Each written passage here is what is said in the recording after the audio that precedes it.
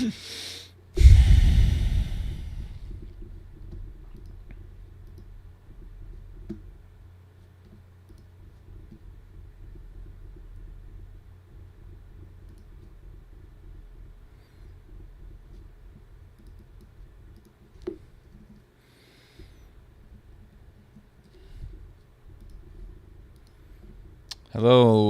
Nastia. Hello, Philip Reese. Hello, Salorm Lumor.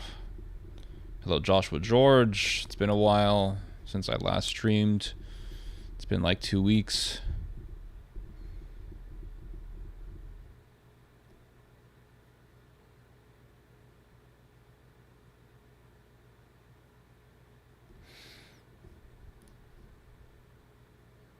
Yeah, I'm doing it a little bit earlier today because I need to go do something later on.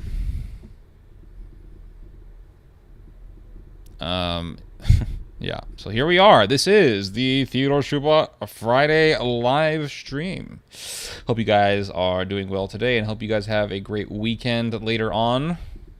For now, let's just try to have some fun on this Friday live stream. Hello, Goose Hunter. Hello, everyone. Friday War Reports says Israel has independent coverage. So, what is happening with everyone? Hope you guys are having a great day. I was watching, I think everyone saw the debate, and everyone thought it was a circus. It was just really silly. And the reason why it looked silly and the reason why the debate was boring was because they got rid of the original style of the debate. And I talked about this in my last video, one of my last videos, that the original style of presidential debating in the United States was that you had an audience. It was that people were allowed to disrupt each other. There was some freedom for disruption in the debates.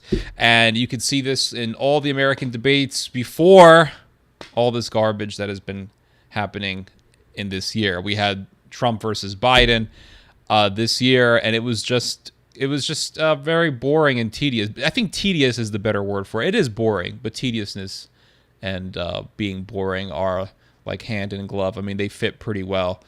It was just all tediousness. It's just annoying, and just take me back to the days of freaking Trump versus Hillary Clinton. That was great. Oh, remember when Trump said you'll be in jail, and he gave this, very graphic description of abortion? I mean, that was great. But look at it now. I mean, everything is becoming watered down. It's just so many things are becoming watered down. And I really don't know what to expect anymore in American politics. I'm not really certain what's going to happen. Is Trump going to win? I think Trump is going to win. But I could be wrong. We may be in for a shocker. Who knows? Maybe I'm just old and I'm still stuck 10 plus years ago. But it just seems to me that Trump's going to win. There's a lot of popularity for him. There's a lot of energy for him, I've noticed, especially online, Twitter. And you just see it. Twitter has become just more and more of a dark place. And if you look at, everyone's talking about Haitians eating cats, and I went onto Twitter, and I went onto Twitter today, and they keep posting animal cruelty to get us to hate Haitian people. And as soon as I see a video with a guy, they show an African dude holding a cat, I'm like, I'm out. I ain't watching this. Nope, not going to do this garbage. We're not doing this. I'm not watching it. I cannot watch cats suffer. I just can't. I'll have a nervous breakdown. I cannot watch cats suffer. It's horrendous, and it's a crime. And I think, and this may be controversial for some, but I think people who torture and kill cats should be given capital punishment. I think the laws should change. The laws in the books should change so that torturing and killing cats and dogs is a capital crime. That's my opinion. I think we should go back to, not go back, but I think that we should instate and enact capital punishment for people who do things like that. People who kidnap the neighbor's cat and kill the cat and eat the cat and all that, I think those people should be arrested, tried, and if found guilty, they should be given capital punishment. That's my opinion. I truly believe that. Well, a cat is not the same as a human being. Listen. Just because something is given capital punishment doesn't mean that it's the same as another crime that is also punished with capital punishment. So, for example, traitors have been executed. Well, being a traitor is not the same as plotting to murder someone, or people have been given capital punishment for other crimes other than murdering another human being. So, not equating cats to humans, but what I'm just saying is that to go out of your way to kidnap a cat and torture the cat and kill the cat and all this sick shit, I think that really indicates a depraved mind, and I don't think we should have those people in society. That's my opinion. Capital punishment. I think that should be legislated, yeah. But that's never going to happen because we live in a sick society where we allow for people to do these things without serious punishment. At least life in prison. At least life in prison for something like that. I think it's just sick. I think it's sick. Not only the media, video games / movies became shallow. Now even politics have stopped being entertaining. Nothing's entertaining. Remember back in the day when people actually made really good movies? Definitely need a quick soliloquy on Pope's latest statements about all religions lead to God. Oh, goodness gracious. The Pope is at it again, huh? Pope Francis. What did he say? It all leads to God? All religions? Path to God? Every religion. Hold on. Oh boy. Why is this news to me? It's like I go onto Twitter all the time and I don't see anyone posting on this stuff. It's almost like, I don't know. It's almost like they don't want us to look at stuff like this or whatever, but let's check this out. Window capture, Windows Store, profile. Here we go. All right.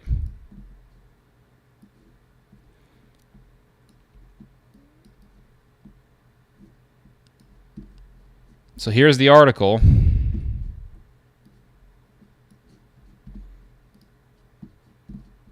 Oh boy.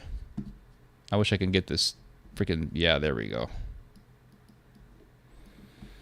Singapore. So it says here, let me get my ass out of the way. Pope in multi-faith Singapore says all religions are a path to God. In a line that may once again stir reaction in more traditional Catholic quarters, Pope Francis on Friday wrapped up a 3-day visit to Singapore, a country with large pockets of at least 5 different faiths, that all religions are a path to God. They are like different languages in order to arrive at God, but God is God for all. The Pope said, since God is God for all, then we are all children of God.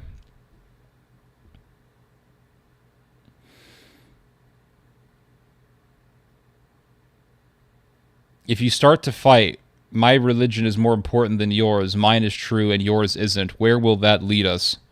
There's only one God and each of us has a language to arrive at God. Some are Sheikh, Muslim, Hindu, Christian.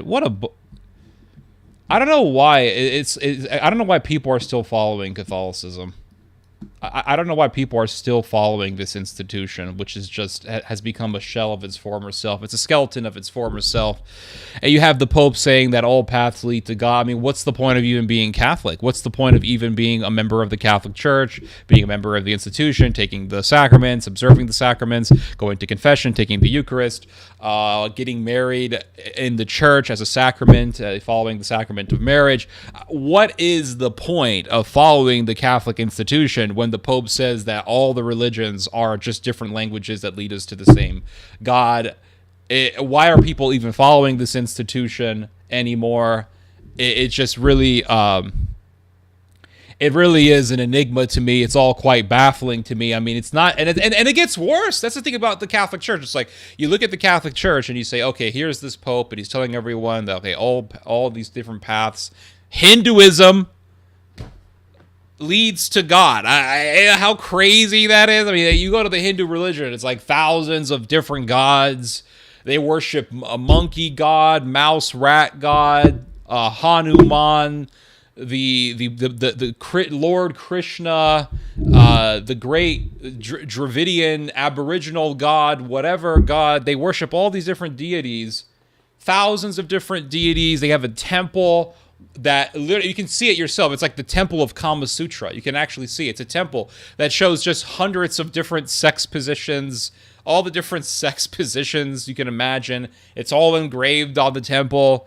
You have people in Hinduism who pierce their own skin, and they have strings with hooks attached to them, and they put the hooks into their skins, and then they pull the strings, and the guy's torturing himself for Hinduism. And then you have people who, I don't know, throw cow shit at each other because they worship cows. But this leads us to God. So Aztec humans, that's a great observation. Aztec human sacrifice. So Cortez goes to, this is why I don't understand. This is so crazy to me. Cortez goes to Mexico and he tells the Aztecs to stop worshiping their gods.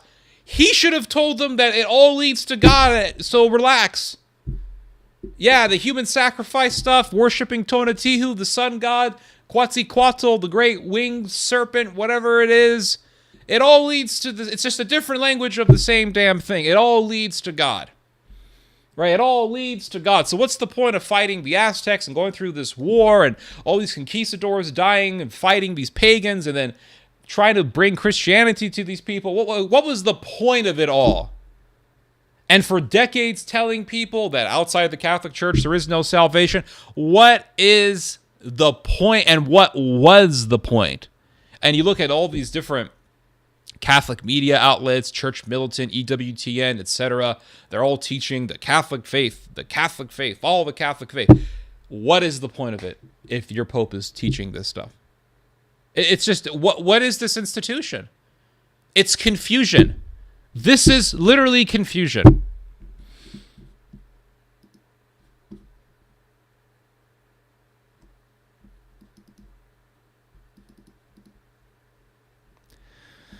It's just confusion. And who is the author of confusion? Satan. Satan is the author of confusion. Because if the devil can disorient you, and if the devil can confuse you and rattle your brain, then he can bring you to despair. Self-flagellation, that's another thing. Yeah, that's a very weird thing that Catholics do. They used to do it a lot more than now. It's all just craziness. And then it gets worse. It gets worse than that. And then you look at the pedophile networks. And people talk about Jeffrey Epstein. Jeffrey Epstein ain't got shit on the Vatican. Everyone's like, Jeffrey Epstein, pedophile. Yeah. The whole thing with Jeffrey Epstein was just really a bunch of parents who thought that they could make money off their daughters. And so they said, oh, yes, go with Jeffrey. And Jeffrey was just a Jewish pimp. He was the local Jewish pimp. That's what Jeffrey Epstein was. Jeffrey Epstein ain't shit in comparison to the Vatican. The Vatican was using their religious prestige and authority and their religious reputation to lure young children. And they got the trust of the parents. You can read about all this. There were so many situations like this that were going on in various Catholic countries. And I heard this one story from Poland where a priest would go to the family home and he was friends with the parents and the parents thought he was great. Oh, Father so-and-so, you're so awesome. You're great. And they thought he was great. Right? Thought it was great. And what was he doing? Oh, let me see your child. He'd go up there and he'd touch the child. He would molest the child. And this was happening all the time. And stuff like this is still going on. It's still going on. Stuff like this was going on all the time, and the Vatican knew about it. They were covering it up. They were sending priests to various different areas, and they were doing this all over the place. It wasn't just in one area.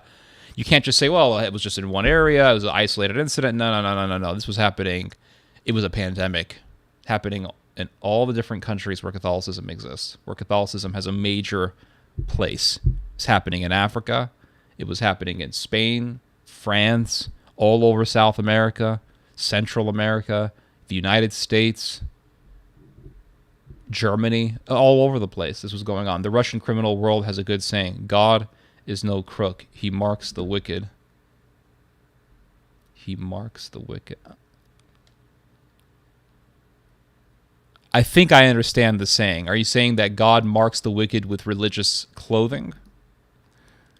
Hello, Morg 321. I think they are still some monastics who do self-flagellation. I have 3 aunts who are currently nuns, and I have heard that when they first entered the monastery back in, I think it was in the 80s, there were nuns who were doing that kind of stuff. There were nuns who were doing that kind of stuff, but it's just all very wacky. What is the point? Orthodoxy remains closer to the ancient tradition and will not make such statements of oneness. It's just depressing. The whole thing is religious institutions have become depressing for me. They're really no longer sources of excitement and enthusiasm for me. And I'll tell you something. I have joined online religious classes, and by that I don't mean seminary. Okay, I'm not saying, I'm joining, Christendom College and I'm doing online courses. No. I'm talking about just regular Bible classes that random people show up to. I mean, I've joined these classes, right, here and there, and I'll join these online classes, and they're Orthodox people and all that, Eastern Orthodox people, and it's just depressing. I don't know why it depresses me. I think I have an idea why, but I don't know fully why it depresses me. But it's just, there's something about it. You're looking at a computer, staring at a screen, and there's like 5 people online, and most of them are quiet. Most of them are not saying anything, and I find myself doing a lot of the talking, and everyone's just kind of sitting there quiet. Then you'll have one guy who says something, and it's always something generic like, well, I had a vision, and I think God is leading me to something. And it's just, oh God, it's like 6 or 7 dudes, and you can tell they're all lonely, and it's like the state of humanity, man. It's just sad. Like, I don't want to look at that. I don't want to look at it. To be fair, El Pito Fodoros of America has said similar things. Oh yeah, you find this kind of garbage in the Orthodox Church as well. Now, it could be argued that it's different because in the Orthodox Church, they don't have this fixation on the Pope as the one who will lead us to truth and all this stuff. So with the Orthodox could argue and say, yeah, we do have those guys, but their authority does not in any way hinder or act as a stumbling block to us, because they don't have that same position that the pontiff has in the Roman world. I saw the debate between Jay Dyer and that Mexican guy. What's his name? Ayala. I forgot his name. But anyway, that was an epic debate that happened several years ago. And it was like a 3-hour-long debate. And the Hispanic dude tried to use this argument that, well, you find people in the Orthodox world saying those types of statements about ecumenism and all that. And Dyer's argument was that it doesn't really matter, because those people in the Orthodox Church don't have that sort of dictatorial position that the pontiff has. It's not about the religious stuff. It's more about karma and how the wicked have distinctive features. Oh, interesting. So what features are those, in your opinion? What features to you distinguish someone as, or expose someone as crooked and evil? Yeah, but it's just depressing. The whole thing to me is depressing. You know, it used to be back in the day that I would go into a church and I would feel at peace. You know, that's how it used to be for me. I'd walk into I used to go to traditional Latin Rite churches. Traditional Latin mass churches where they spoke Latin, where they chanted in Latin. It was beautiful chanting, beautiful chants, and it was just beautiful. You know, they would do the preface, and they would chant the preface to the mass in Latin, and it was just sublime. And you'd walk in. As soon as you walked in, you know, the lights were dim and it was kind of dark, and it immediately put you into this mood that you were here to worship. And you'd walk in and you'd smell the incense, and there's a certain smell that church incense has. It's not like it's not like the perfume of a beautiful woman. You smell, you're like, oh, she's so hot. You know, it's like you walk in and you smell the incense, and it sort of just shuts the flesh down. It shuts the flesh down. It's an amazing aroma. It just hits you, and the candles and the glimmering candle lights and the dim room and the incense and the chanting and I get goosebumps. You know, I get goosebumps. There's something about it that just brings your mind to this state of worship. It brings your mind to this state that declares, no, we're here for something greater than ourselves. It's time to, and it tells the flesh, shut your mouth, shut up, and we're done. And now sometimes I feel completely dead inside. It's very sad for me, not for anyone else, but sometimes I feel completely dead within myself, and it's just because I had. You know, I've seen too many weird things, and I've read too many weird things when it comes to the Catholic Church, and it's just. But I remember going into the church at 2013, you know, and I was extremely idealistic. Do you know how you have nowadays? There's sort of a trend that's been going on online where you have people posting on like reviving Christendom and fighting for Constantinople, and the Crusades were based crusaders and all this cool stuff. Okay. I was like that before this meme phenomena existed. I was like that before I saw all the memes online.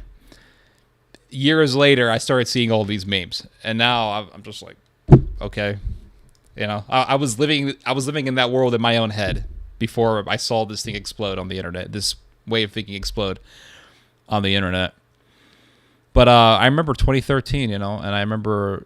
I've said this story a million times.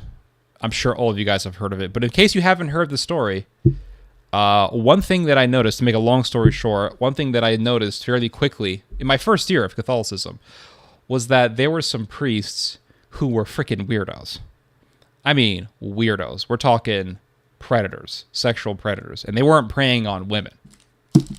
No. They weren't even normal.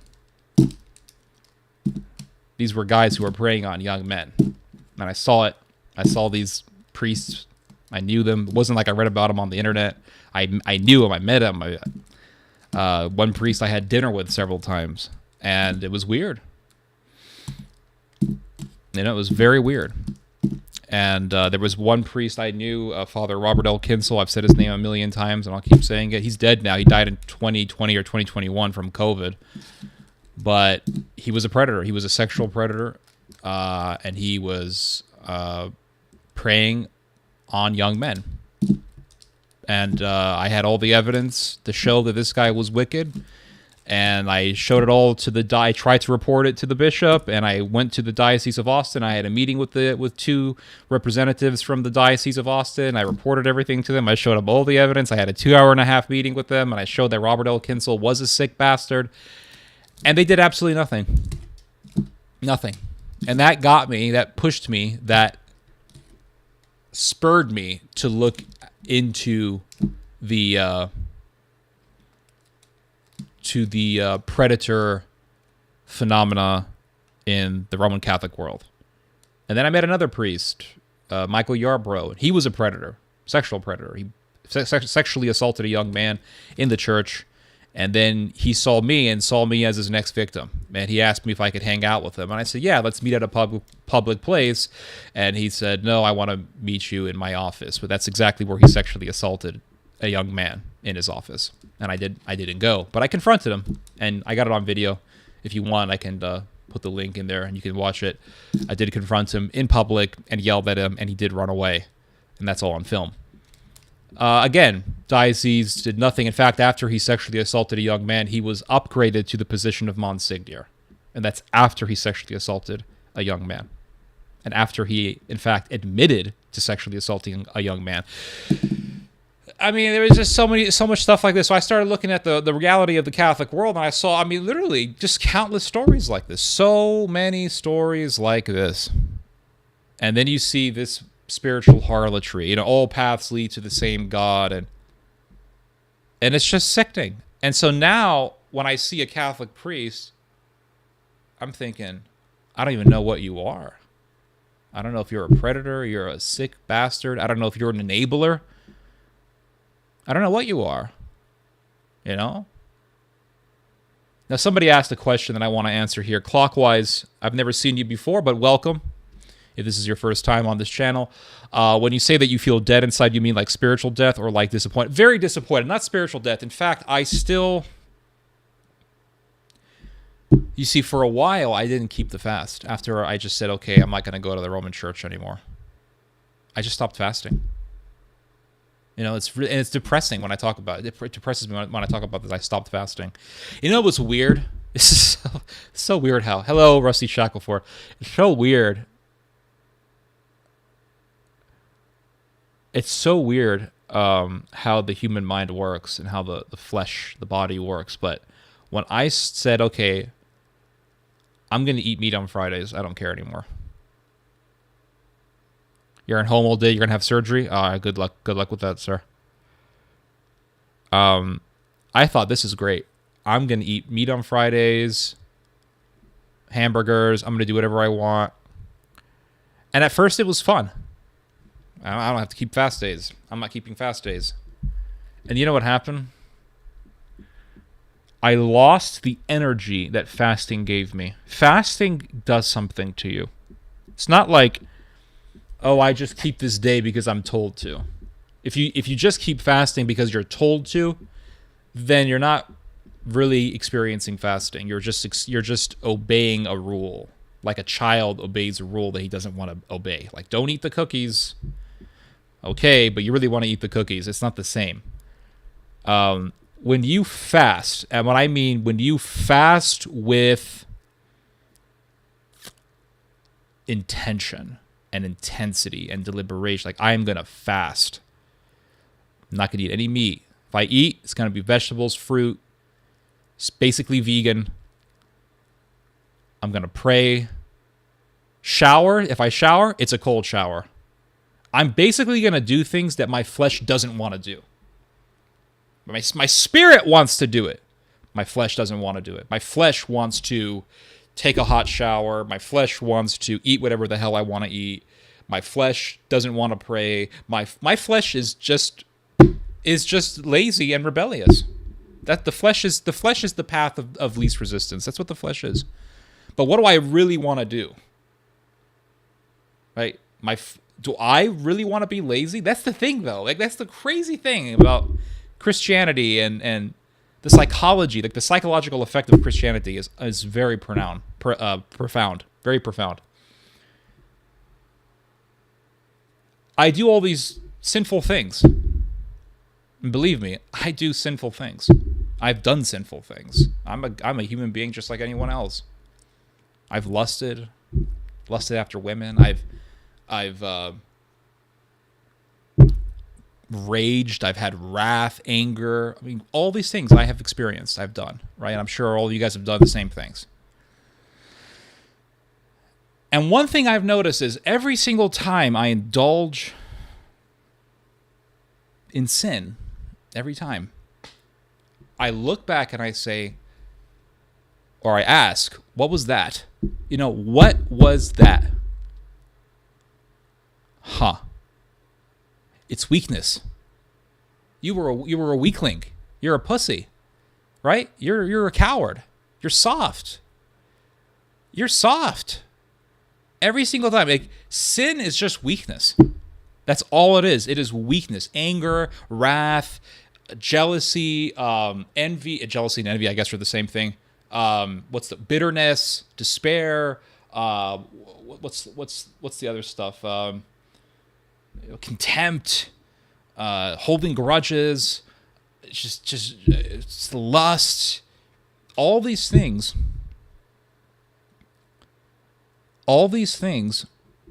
Is just weakness. It's weakness. It's all weakness. And sometimes I say, I really feel like sinning. I want to do something that's sinful, right? But then sometimes I've told myself, you're being a coward. You're being a coward, right? Yes, everyone does sin. That's correct, Nastia. Everyone sins because we're all weak. Right? We're all weak. We all have our weaknesses. So when you fast, what are you actually doing? What you're doing is you're telling your flesh no. That's what you're doing. The flesh. Sometimes I feel like the flesh is like a child or like a dog. The dog wants to do something. No. So you're telling the flesh no. You're telling the flesh no to something that is actually quite natural, which is eating meat or something that's succulent and what's the word? Something that is, I don't know, saucy and heavy and delicious. And when you tell your flesh no to something as natural as wanting to eat something that is succulent, then you can tell your flesh no to a lot of other things. And it becomes easier to resist the flesh. That's what fasting is. Fasting is not about eating fried fish. The Catholics got all these little loopholes, and they love loopholes. They're like the Talmudic rabbis. They love their little loopholes. Well, Jesus ate fish, and fish is like a cold-blooded animal, and beef animals and pork, pigs, those are warm-blooded, so we can have the fish. And no, that's a loophole. Well, what are you guys going to be doing on Friday? Oh, we're going to be eating fried fish. And I remember when I was a Catholic, I used to do stuff like that. I would eat fried fish. Hearty, I guess you could say. I would eat fried fish. And you know what I told myself? This isn't fasting. It's not fasting. Fried fish is not fasting. Might as well just have some fried chicken. It's not fasting. So when you fast, you say to your flesh, no. And then what happens when the flesh is told no? The flesh harmonizes with the spirit. The flesh harmonizes with the spirit. And they're not enemies. You see, when you're disobeying and when you're sinning and you're doing all that, your flesh and the spirit are sort of at odds with each other. The problem is that the flesh overwhelms the spirit and sort of suppresses the spirit. But when you say no to the flesh and you have the flesh obey, you get them to harmonize with each other and they become friends. And you feel like something happens in you when you realize, wow, there's this divide between the flesh and the spirit. And I'm noticing that divide. And every time I sin, I say, well, I don't want to sin, but a part of me does want to sin. It's almost like there's two different things living inside of you. Like, I want to do this, but there's a part of me that says, no, I don't want to do this. And you literally will feel it. When you actually start fasting and all this stuff, like, you literally will feel it. You'll feel this resistance. But then you'll feel this other side of you that's like, no, we're not doing this. It's so profound, man. And I remember when I first started fasting 10 years ago, I started feeling this, like, wow, I'm feeling things inside of me that I didn't know existed. Like this divide between flesh and spirit. Because, Paul says there's this struggle between flesh and spirit. And when you're a Protestant, you read these verses, you're like, well, you see, there's a war between the flesh and the spirit. But no one really tells you how that feels like or how do you experience that. Everyone's like, oh, okay, fine. And then you go on doing what you want. And then you feel like you feel like your sinful desires that you tell yourself you want to do is you. But it's not really fully you. It's a part of you, but it's not fully you. It's not all you. And then there's that verse in the New Testament where Jesus is about to be crucified, and he's terrified, and he's sweating blood, and he tells the disciples, "Can you guys pray with me?" And they try to pray with him, and they fall asleep. And they try to pray with him, and they keep falling asleep. And Jesus says, "The spirit is willing, but the flesh is weak." That is the divide. The flesh is weak. The spirit is willing. And there's a part of me that wants to be a saint. There's a part of me that wants to be good. There's a part of me that wants to be spiritual and mystical and all these things. But then there's a part of me that wants nothing to do with that. Like I have within me a monk from Athos, but I also have within me freaking Rasputin. Okay, like you can feel this war going on in you. There's a war that's happening. It's unbelievable. It is believable, but it's, you know how people say there's no free will, everything is biological. There is free will. It's just that it's very, very difficult to resist your biological determination, your biological impulses. It's very difficult to resist them. Very difficult to resist them. But you can actually say no to your biological impulses. You can say no. It's very difficult, but you can say no. But that's free will. You know, it's amazing. It's absolutely amazing. So the last stream I did, I drank vodka. The next day I felt fine because I have gout. No gout flare-ups. I think it's FMF, could be gout. The symptoms of gout and FMF are almost the same. But when I have these flare-ups, I get a high fever, which is a symptom of FMF. But it could also be a symptom of gout. Anyway, regardless. So I had vodka the last time I streamed. Then, the next day I felt fine. The day after that, boom, gout flare-up. And at first it was very mild. It was just a slight pain on my big toe, my left toe joint. My left big toe joint. And then it got worse. And then on Wednesday, it really exploded. I mean, it just exploded. It was on Tuesday or Wednesday. It just completely exploded. And it was, I couldn't walk without limping and having a horrendously deep pain on my left toe, my left big toe joint. And it was horrendous. And I had a fever and I was sweating profusely. And I couldn't even really read. I tried reading. I couldn't really read. So all I did was I literally just sat down for hours watching videos on the 100 Years' War, prehistoric warfare. I mean, just almost anything. I watched a movie. I watched, what was the name of that film? Barbarian. It was just a crazy, sick movie. It was okay. It was kind of creepy. It wasn't the best horror film. But I watched Barbarian, and I just, and then I watched Longlegs. That was a crazy movie. I was thinking about doing a review for that movie. That was a well-done horror movie, not going to lie. But I told myself I can't drink alcohol anymore. I just can't do it. That's it. I told myself I'm not going to drink alcohol anymore. And that was just from a few shots of vodka. And that was it. I had a few shots. Okay, I had more than a few. I had about 5 shots of vodka. But little tiny ones. 5 shots of vodka. And 2 days later, boom, gout flare-up that lasts for over a week. And even when I took medication, I mean, if it weren't for the medication, which is colchicine, I would have been stuck in bed for at least 2 weeks. But because of the medicine, I only stayed in bed for about a week. So, over a week, actually. So, well, about a week. Regardless, I started researching more on gout flare-ups and alcohol. And I thought that it wasn't, you see, I read that the yeast in beer causes flare-ups, which is true. The yeast in beer causes flare-ups. I thought that it wasn't really so much the alcohol as it was the yeast in the beer. So I thought, okay, well then vodka must be okay because there's really no yeast in vodka. It's just pretty much water and alcohol. So I drank some vodka and bam, I get a terrible gout flare-up. So I started doing more research on this stuff, and I found out that alcohol. You see, what is gout? What is gout? What is FMF? What these diseases really mean is that your kidneys have difficulty breaking down uric acid in your system. Everyone has uric acid. Everyone needs uric acid. Uric acid is just a way.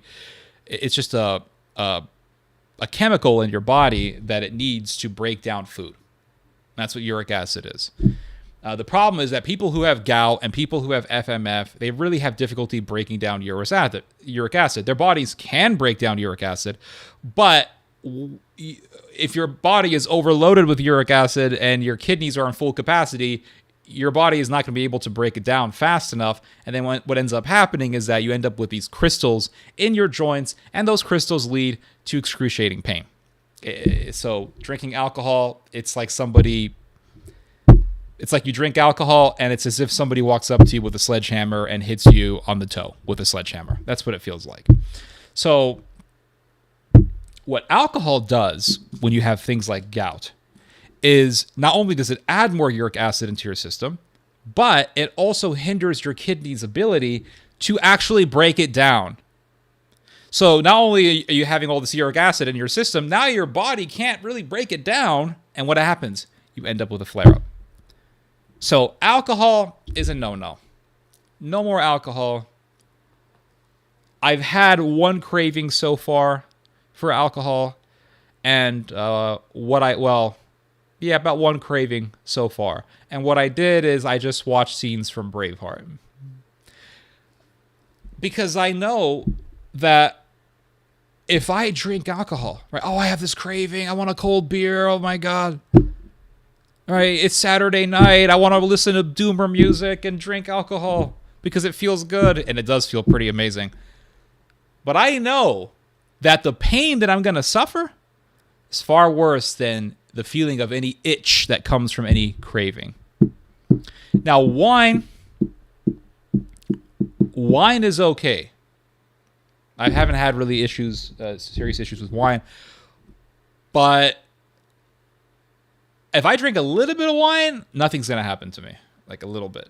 But if I drink enough to get me tipsy, something might happen, So I prefer not to drink alcohol. Here's what's crazy, though, is I haven't had alcohol in weeks.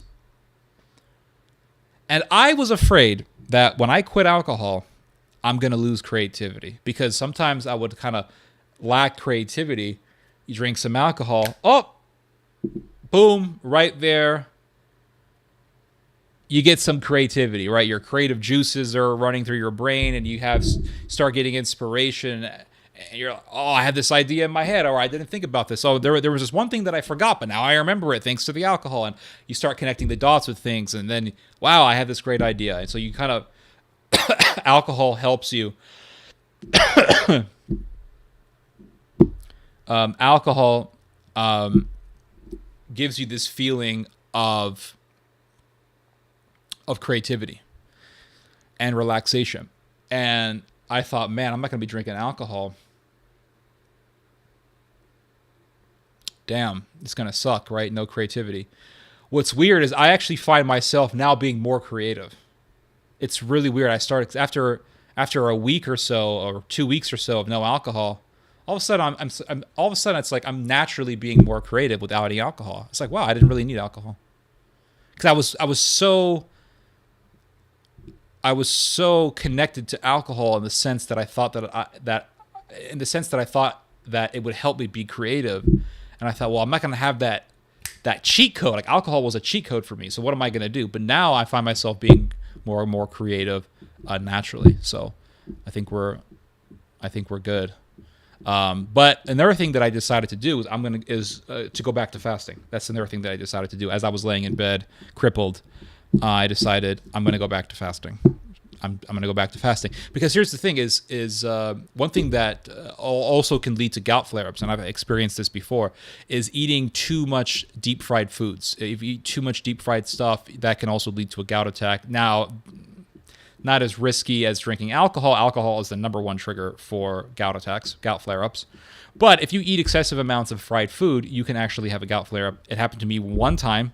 I really enjoyed eating Dutch croquettes, which is it's basically a beef gravy, deep fried biscuit. I mean, but it's delicious, right? It's like beef mixed with gravy, and then they take the gravy and then they deep fry it.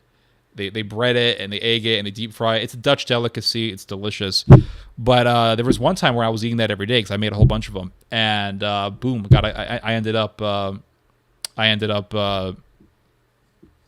getting a gout flare up that lasted for literally weeks, like 2 weeks, and it was unbelievable. And that was before I realized I had gout. I didn't know what it was. I thought it was just an injury or something. So there's that. And then also eating a lot of carbs, eating excessive amounts of not really rice, but from what I understand, processed carbohydrates. Eating too much can lead to having, I think, some mild flare-ups in the legs. I've never had any serious problems eating starches, but what I have experienced in the past was if I eat too much bread, I can have these weird tingling sensations that in my feet, which are pretty worrisome, and I don't really want to experience that. So I thought, you know what, twice a week fasting, not going to hurt me. It's going to help me, and it's going to help me lose weight. And losing weight also helps you if you have gout, because less weight means less stress on the toe joints. Less stress on the toe joints means less of a chance of having a gout flare-up. So I have been losing weight, and I've been feeling a lot better. Doing fasting twice a week, feeling a lot better, praying more. And once I started fasting again, like by the next day, I started feeling that divide. You know, because the flesh was saying, I want this, and I was saying, no, we're not going to do that, and really started feeling it, you know. But again, the flesh is very overwhelming sometimes. So, but I have to keep going. You know, I have to keep going. There's going to be moments where I'm going to fall, but I got to keep going, and that's it. And I want to keep going. Because once you finally feel the Spirit inside of you, you feel alive. You really do. Your mind becomes more fluid. Your thoughts become more fluid. You're not as scared so much about certain things. You're not as nervous so much about certain things. Showers. Every shower so far has been cold. No warm showers. One time I did take a warm shower, but I forgot and I went back to cold. Other than that, it's been cold showers. Just doing things that my flesh doesn't want to do. But yeah, it's amazing. So because now I have no alcohol, so I need something to help bring that fluidity in. And fasting definitely brings that fluidity of mind. It definitely brings that intellectual agility, it just feels amazing. It feels amazing, but I can't really be drinking alcohol with you guys. I know it's going to suck, but I just can't be doing it. I'm going to try to read your guys' comments here. Hold on. The inclination of the flesh is to fall to its desires as a result of the fall off our human. That's right. Yes, exactly. Yes, it's in our human nature. We have to be merciful to ourselves and understand that. And also in Paul's letter to the Hebrews, Paul says that we have a high priest, Jesus Christ, who is merciful to us even when we have our weaknesses. So it's our fallen flesh. It's that fallen fleshy nature. So we have to be merciful with ourselves. At the same time, we should also understand that there's another way. You know, there's a path to God, and we should take that path. And we are going to fall, but we have to keep on going. Everyone sins. Yeah, I know. You guys should have heard my road rage coming home today. Left lane campers. Oh, boy. I do a 36-hour fast once a week, and on those days, I have sustained energy all day as opposed to the afternoon slump. Yeah. Yep. The inclination, I already read that. Isn't sin also disobedience? I feel like when we sin, we remove the image of God from our minds, and we do exactly. Yeah, absolutely.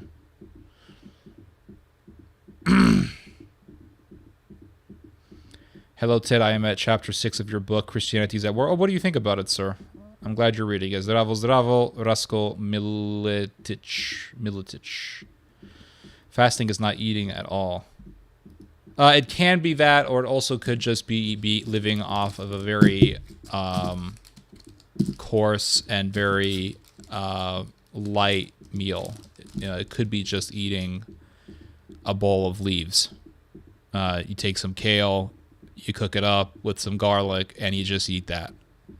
And it kind of sucks. Your flesh don't like it, but there's something about it. As the hours go by, you start feeling, it's not that bad. Thank you for taking me to church on Friday. Yeah. The feel when my province of Moscow has got over 5 Protestant churches. Wow. I envy you, my friend.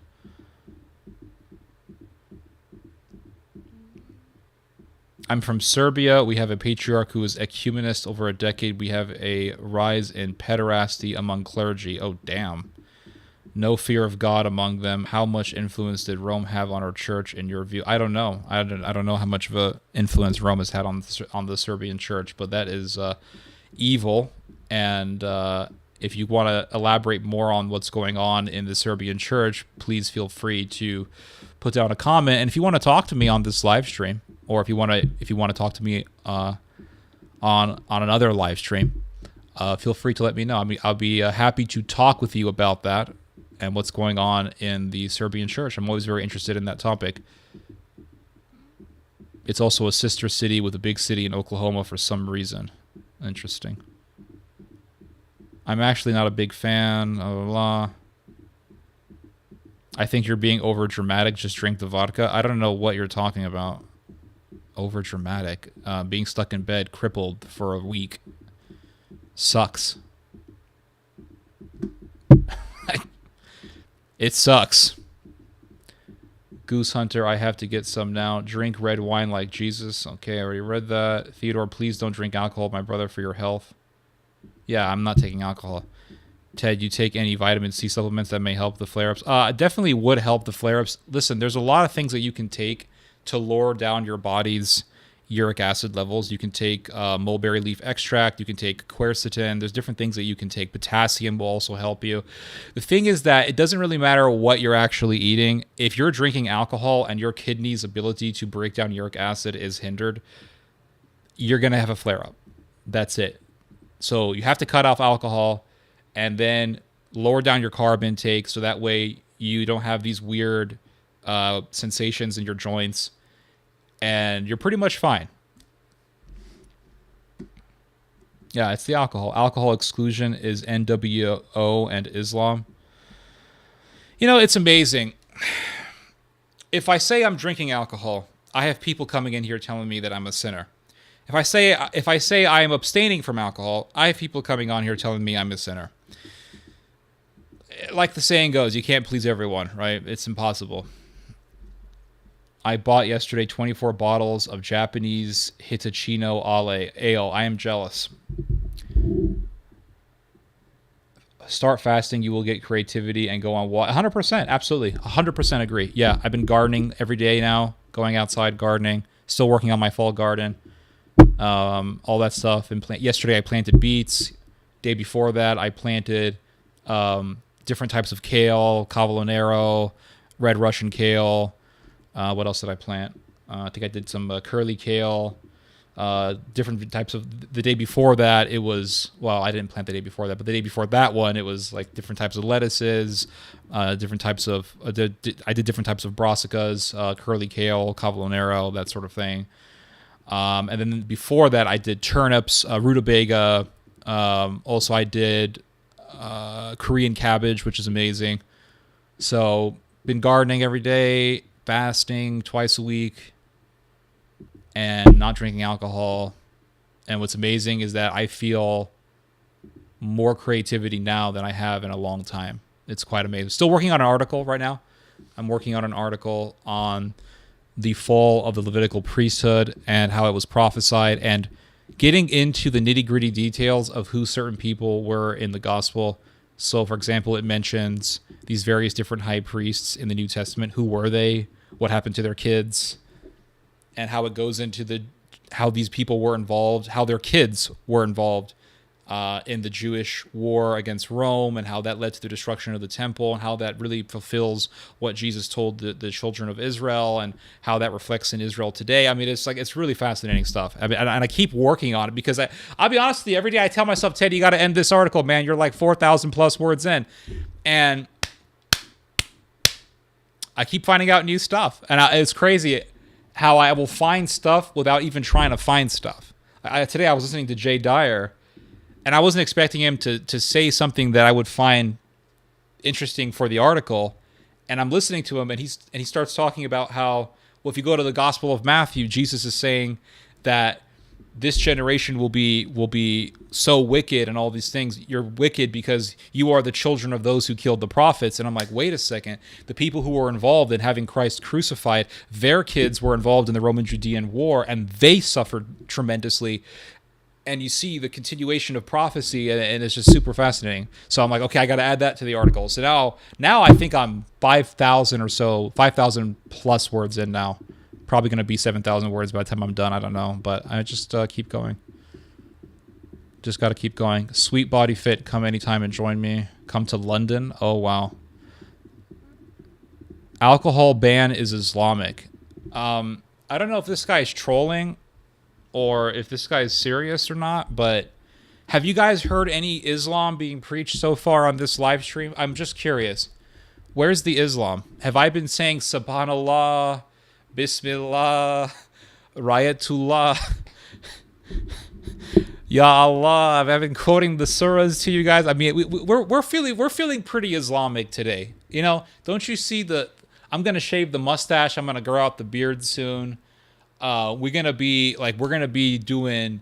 We're not gonna be drinking alcohol. We're gonna have mosque night. Friday night is officially now mosque night. This is the online mosque. Alhamdulillah.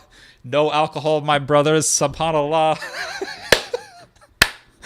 You know, we're going to have no alcohol. Guys, no alcohol on Fridays. In fact, we're going to make it a tradition. I'm going to be drinking mint tea every night on Fridays.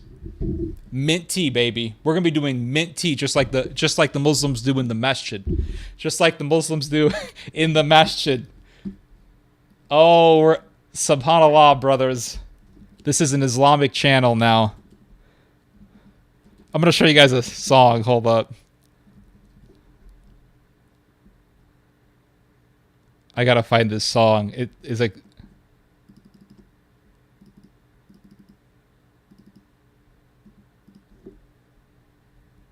There was a song that came from England about this. These Pakistani guys in England. This song. Why is it so hard to find it on YouTube? There's literally a song. They say in this song, it's a Muslim rap song from England. And dude, some of those Pakistani guys in England, they know how to rap. They can spit bars. For real. They can spit bars.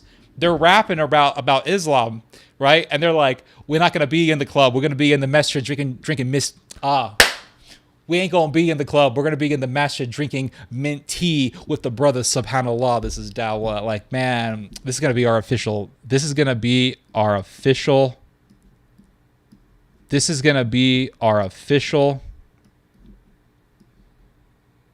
We're drinking mint tea in the masjid.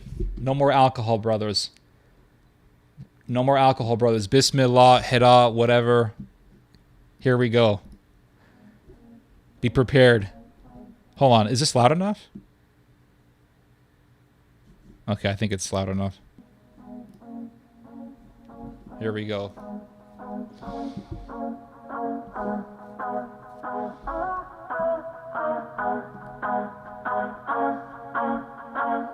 Straight bars. Straight bars.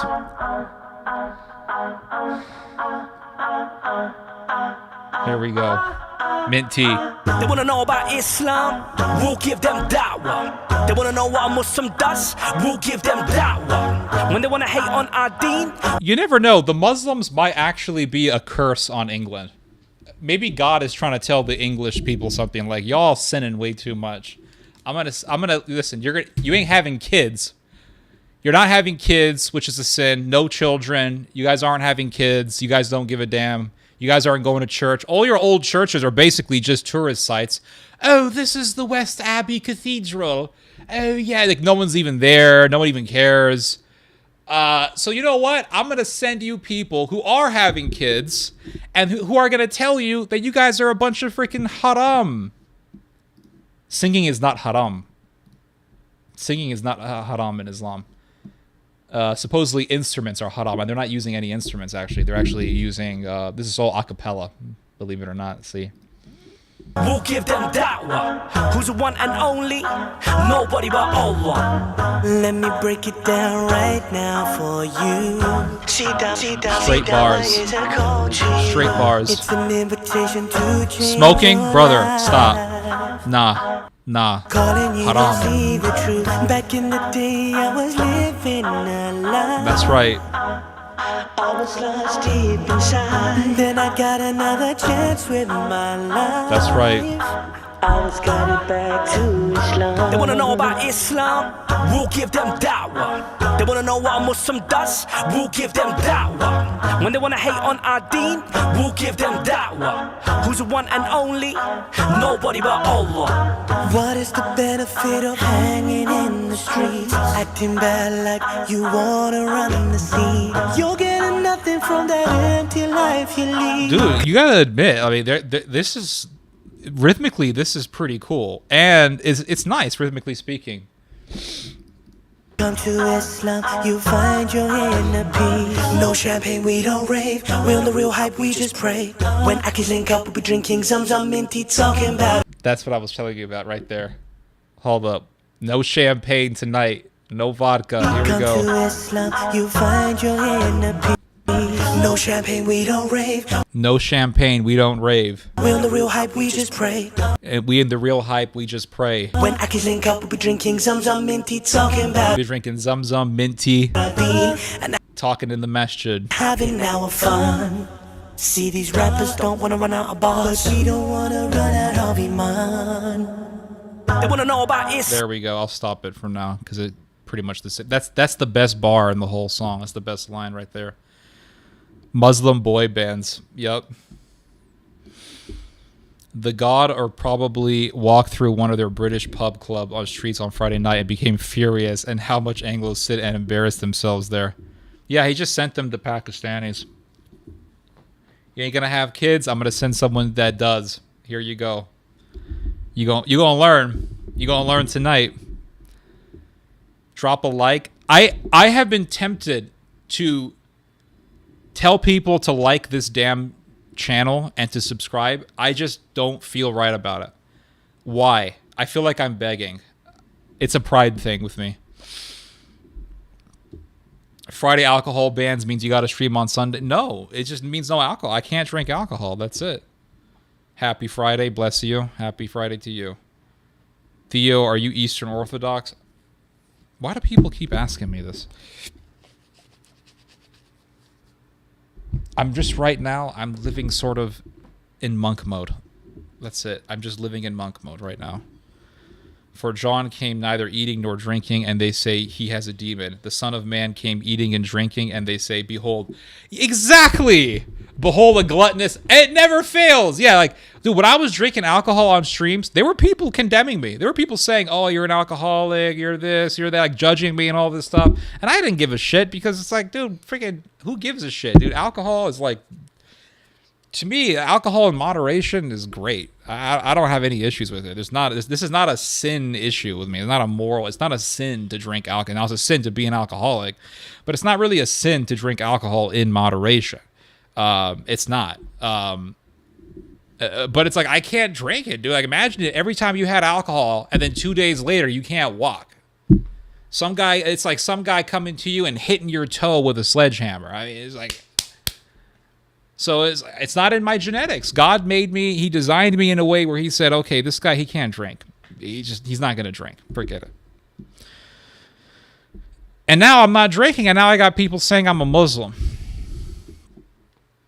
Subhanallah, man. I don't know. This is a very Islamic YouTube channel. Everything is for the people, even alcohol, but we need to know our limits. Those deceptive shaitans are trying to break your spirit to consume alcohol. MashaAllah, keep your spirit strong. No Catholic churches in my part of Moscow, though, but somehow we even have the Mormons. That's weird. Kale causes gout? No, it doesn't. That's bullshit. Or if maybe you know something I don't know. Explain to me how kale causes gout, because I've heard the opposite. Did you think the Middle East gout was God priding you to fast again? I think so. I don't know. I think it's sort of a, like, there's different ways you can look at it. There's only two ways you can look at it. You can say it sucks and it's a curse, or you can say that it's a blessing because it forces you into serious temperance. Because it's not just alcohol. It's also excessive bread consumption, excessive fried food consumption. All these things can cause problems if you have gout, especially deep fried food. When it comes to things that are not non-alcoholic. So it's just a way to, it's just a way to, I think it's a blessing. Thousands of years ago, people already figured out gout. They already figured it out. The Greeks and the Romans already knew what caused gout. They already knew that it was caused by excessive alcohol consumption. And all that. So they already knew that stuff thousands of years ago. So thousands of years ago, people knew, like, hey, if you have gout, really can't be drinking that much alcohol or any alcohol.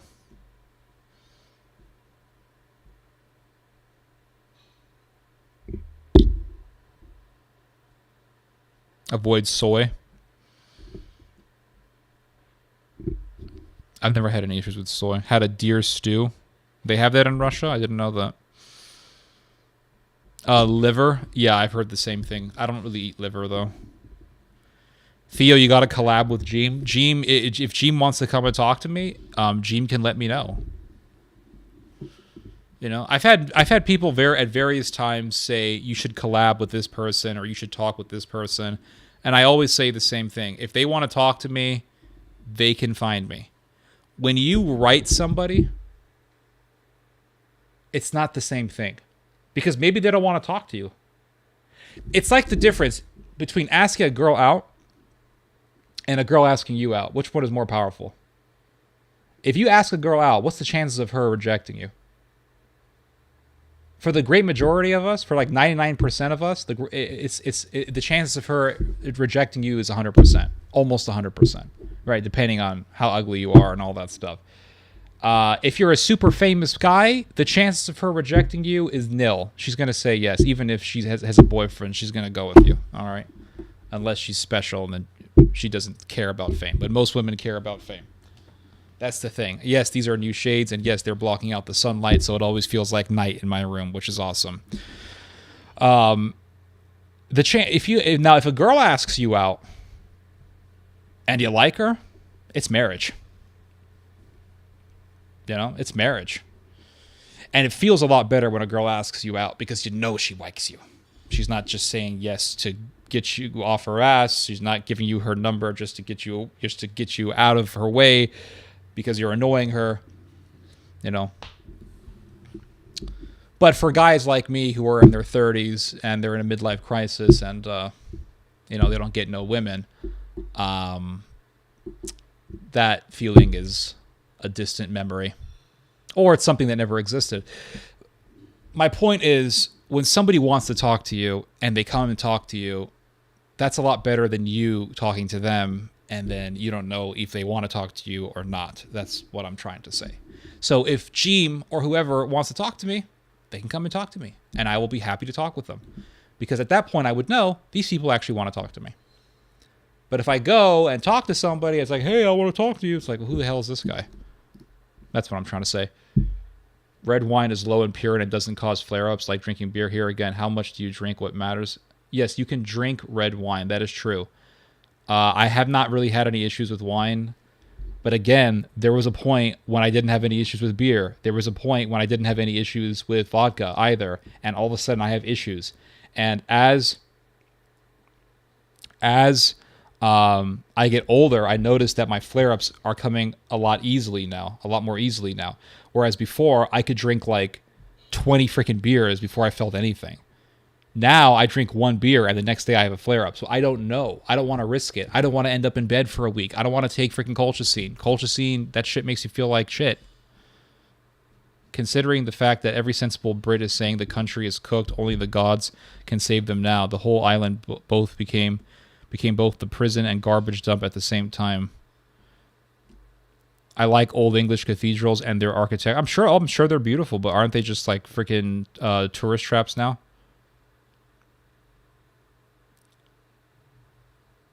Delicious when people smoke pipe. Good, clean fun with the Muslim Backstreet Boys. Absolutely.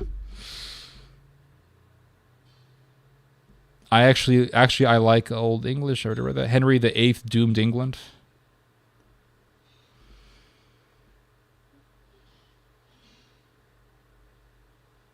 Theo, it's not that deep. It's not that deep. You're right. I'm just telling you how it is. Because almost every single time I have asked people to collab with me, do you know how many times they've said yes? Not that many times. It's not that many times. I've asked people to come and talk with me and all this stuff. They don't write you back. The biggest name I ever got on my on my website was Boss Rutan, and that was the good old days when we were getting millions of views. Oh, we were getting millions of views. So Boss Rutan saw that and he said, "Hey, why not?" So he came over and we talked, and it was great. I actually tried inviting Boss Rutan on again, and he never wrote me back. So who cares, you know? And every time I write somebody and ask them to come and hang out with me, and they say no, I always tell myself, Ted, why are you inviting people? I don't really want to invite people. If they want to come talk to me, they can come talk to me, and that's it. I don't care. You know, I just don't care.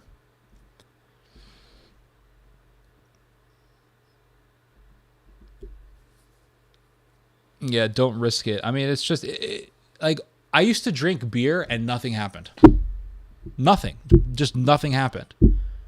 And now I drink one beer, even like the lightest beer ever. I drink it. The next day, I'm in bed. My father also started to have flare-ups from beer, as he figured out the problem were the preservation chemicals in the regular beer, and they used to keep it on shelves for almost a year. Yeah, but I'm having the same issues with just regular vodka as well, just distilled vodka. You know, it's just crazy. You know, one day I'll try wine. I'll see what I can get away with, and then if we can drink wine, then I can drink some wine once a week or something. But until then, right now I just don't want to risk it.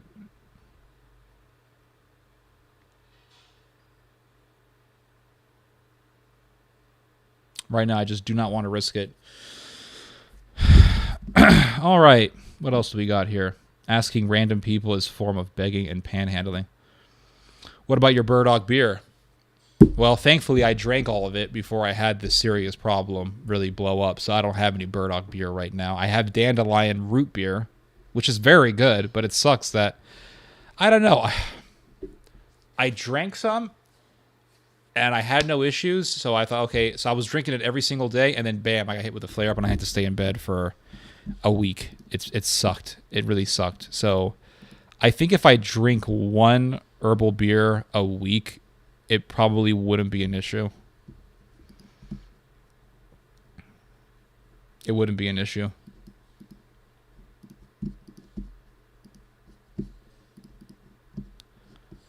Let me see something here. Hold on.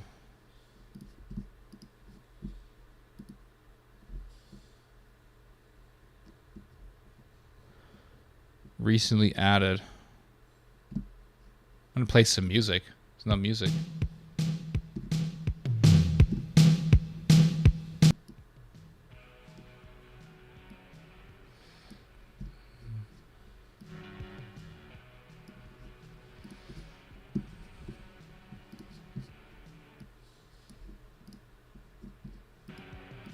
Can you guys hear the music? Vodka is not an alcohol which you can enjoy. It helps you relax tremendously. I'm at chapter 6 of your book. Rasta Militic, zdravo zdravo. I'm glad that you are reading my book. What do you think about it so far?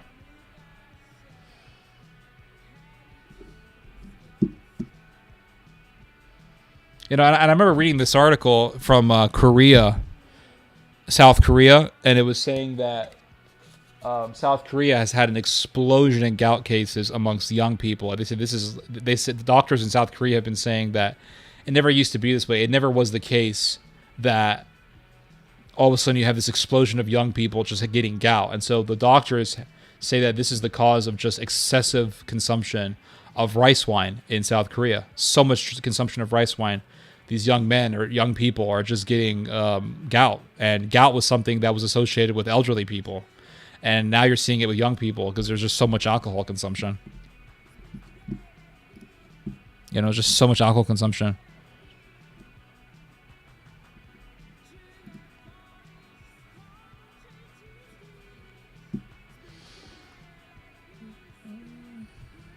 How many people are listening to this thing? Let me see.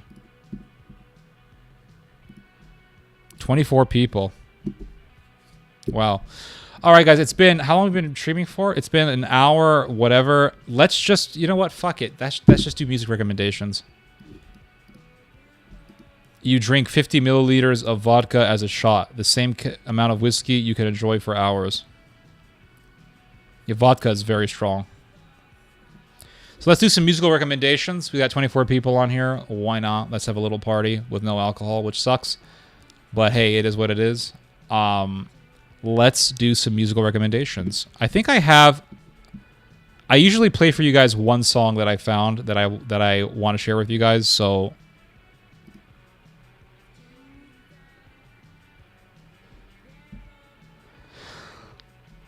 I'm going to play for you guys... Oh gosh, hold up. I'm going to play for you guys. Did you hear the new statement from the Pope? I did. I talked about it earlier in the stream today. I think it's retarded.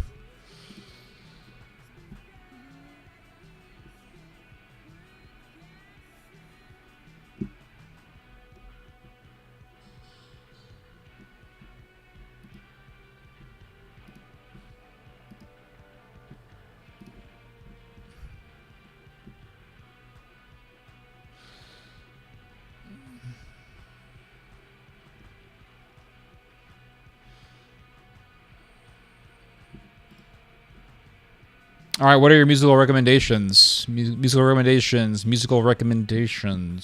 What may they be? I'm waiting here, guys. Oh, I want to show you guys something. Check this out. Soul Code Letty. All right, let's do that. Soul Code Letty. Let's give this a listen.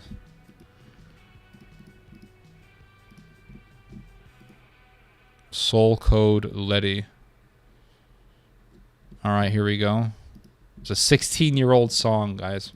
16-year-old song. It's an old-ass song. All right, let's give this a listen.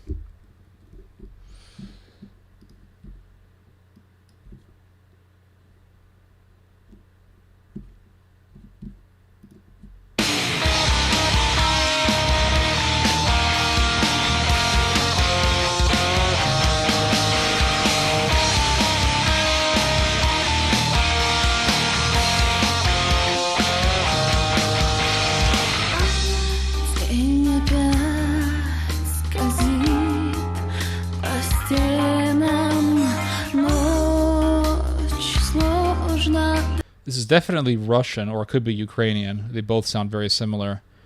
I'm really liking it. I love the riffs in the beginning, or the riff in the beginning. I'm loving the voice. This is really nice.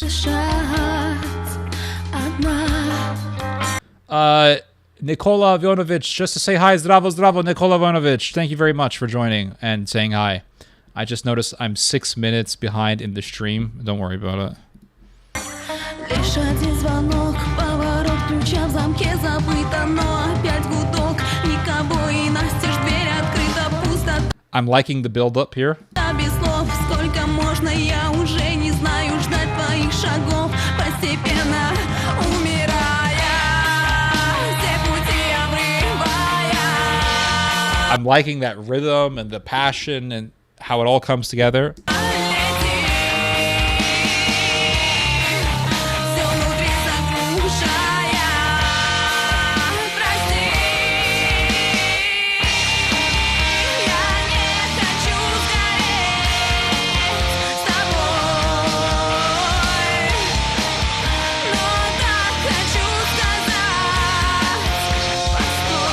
Oh, this is Russian, not Ukrainian, okay?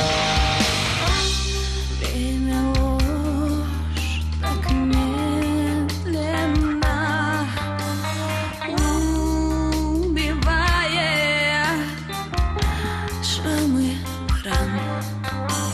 В памяти опять ты один, но я уже устала, сложно повторять мне самой себе, что так бы стало рано или поздно. Знаю, все это уже не важно, было б несерьезно, если бы не было так все страшно. Все пути обрывая. I love this, the emotions and how they're traveling and shifting and moving and the drums in the back.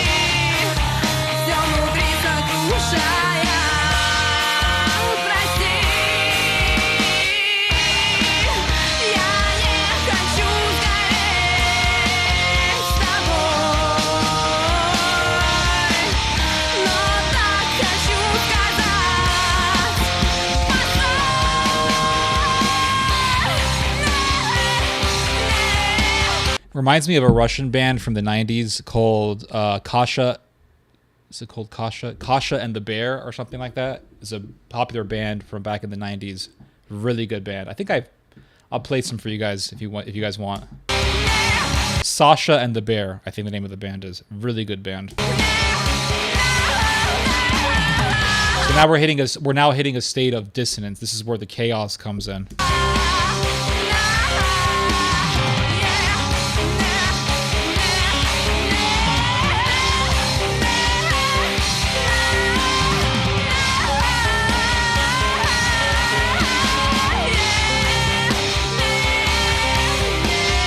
Chaos.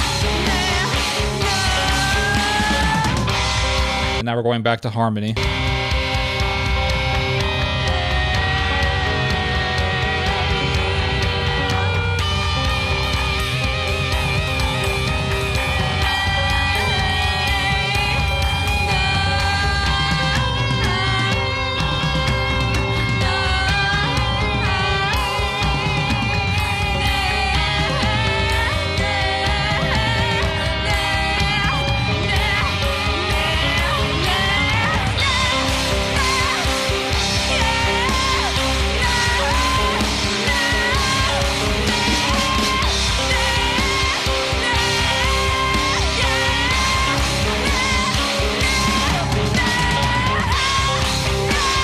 Alright, so there is no harmony, it's just pure chaos in the end.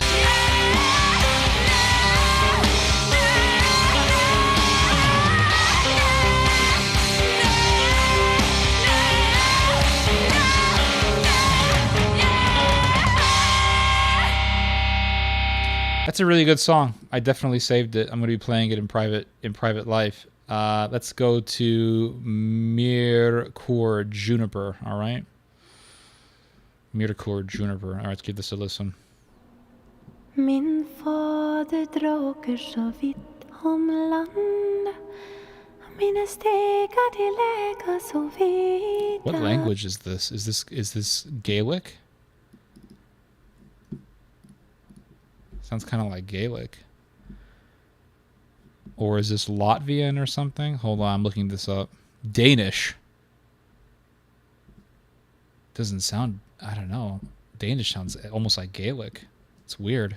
Vitt om land. Mina stegar till läka så vida. Sa onnen stuvmoder han på fann.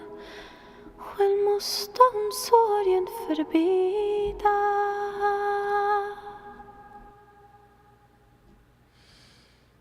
I want this traitor woman out of here. Me and my mother and my father and brother. This poison apple, she must disappear. Me and my mother and my father and brother. Bring her bleeding heart to me. All right, so far I'm not seeing anything special about this song. I'm hearing a lot of disjointed singing, but I'm gonna keep playing. Only when the gods are free. Bring her to the. So this music, here's the music video here, guys. Now this is a Danish band. And one thing I know about Denmark is that it's a Germanic country. The Danish language actually has a relation to English. Maybe that's why both Danish and English sound like you're talking under the water. Unless you're speaking American English, then you're fine. But if you're speaking English, it's like, oh, well, how you doing? It sounds like you're under the water, right? Danish sounds kind of similar. But another thing that I know about Denmark is that it's a country that is sort of dying because, I mean, low birth rates, right? And secondly, it's a country that has a lot of paganism. Paganism has been skyrocketing in Denmark from what I've read about it. And this song is an attestament to this. I mean, for one thing, look at this woman's face. She looked kind of crazy. And I'm looking at the band here. This is the band. Okay, hold on. I'm looking at the band here. Epica, blah, blah, blah. Is this like a neo-pagan thing? I don't know. I'm going to find out. Music. Here's the band, Myrkur. Is this like a pagan thing? But neo-paganism is very popular, and it's not just about, oh, I want to worship. In my opinion, it has nothing to do with in my opinion, it has nothing to do with wanting to worship the gods or whatever. I think it has more so to do with wanting to just be a religion that is not Christianity, but also more than that, it's really about wanting to go back to the religion of your race, the religion that your race upheld before the arrival of this Middle Eastern religion called Christianity. Because Christianity is not European, although because it's been in Europe for over 1,000 years, it has something of a European face to it, or it has different European aspects to it, or European. It's taken up something of a European face. Regardless of that, at its root, Christianity is a Middle Eastern religion, and it's one of the Abrahamic religions. It came from, well, Abraham came from Mesopotamia. The first converts to Christianity were people who were Jews, they're Hebrews, Semites living in Canaan, Israel. The Messiah is Middle Eastern. And you have people in various European countries who are saying, that's not my people. That's not my people. Where we are the Danish, our ancestors worshipped Odin, Wotan, Freya, whatever. They worshipped elves.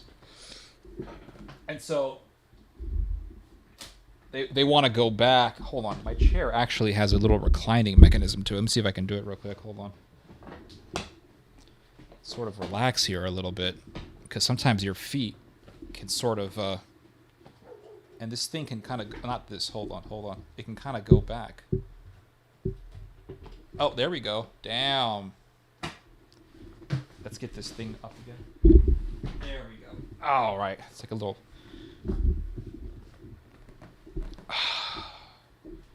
Get this thing back a little bit. Oh, there we go. Oh, snap. So it's like I'm in the dentist now. Now I'm talking to you. This feels kind of weird. Not gonna lie. It feels kind of degenerate just laying down here talking to you. Let's get this thing back up a little bit, because yeah, I don't want to get too awkward. But this thing does have has a recliner, although it's a little bit wobbly. This is a new chair that I got. Anyway, what was I telling you guys? Oh yeah. So they say, okay, I want to go back to the religion of my people, right? Because they have, and I think the rise of nationalism, the recent phenomena of this nationalist revival that we've been seeing, has definitely aided this, has definitely contributed to this. It's this idea of, well, I'm a nationalist. It's my people first, my land, no foreigners. I don't want African Hemite people here. I don't like Semitic people. Christianity is Semitic. So I want to go back to the religion of my people. Those are, Jesus is not my people. Jesus was a Hebrew. Paul's not my people. He was a Jew. He was a Hebrew. I want to go to my people. So Odin is my people. Freya is my people. Those are my people, which is very interesting because Odin actually came from the Caucasus Mountains. But anyway, that's neither here nor there. So you have a lot of, this music becomes popular, this type of music of like, oh, the god, because she's talking about the gods and stuff. She's talking about the gods, and I don't understand everything she's saying, but she's talking about the gods. What are the lyrics for this song? Hold up.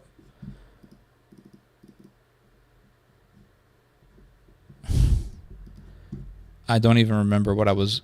Where's my window? Here it is. All right. What's the lyrics for this song? Let's see.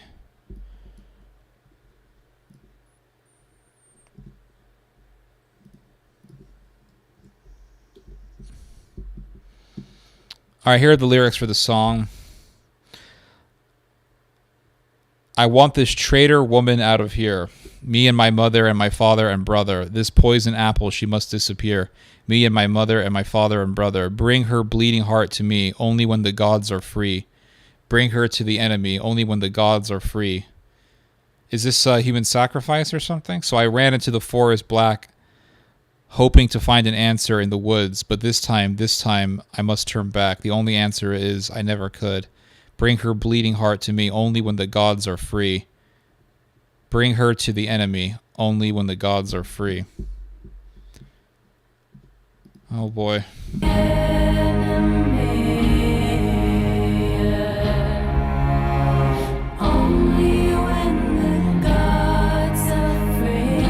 Now, according to Pope Francis, this is all well and good because it all leads to the same thing. Now, Andres Lopez says that all religions lead to God is a lie. John 14:6, I am the way and the truth and the life. No one comes to the Father except through me.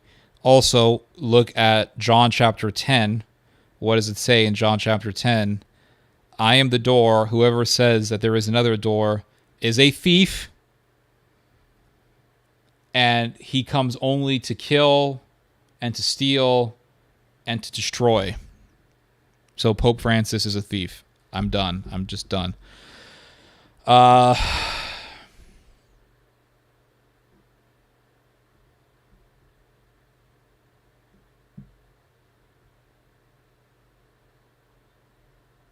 Yeah, this is a heathen song, and not only is it a heathenish song, it is a song that has very little interesting sound to it. There's not a lot of rhythm going on here. It's just a woman screaming or talking. Hold on.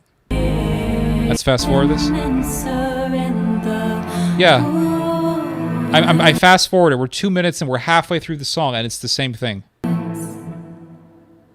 But this time I must turn back. It's the same thing. Fast forward. Bring her to the enemy.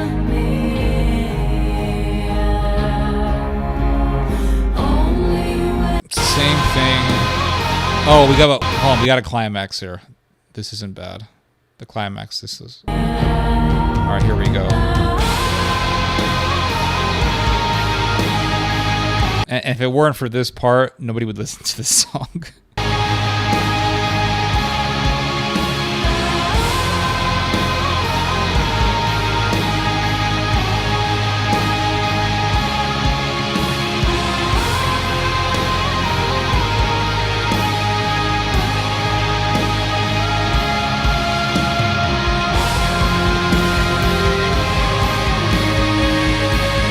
This is good. Like music, just objectively, artistically, musically speaking, this part is actually nice. I like this.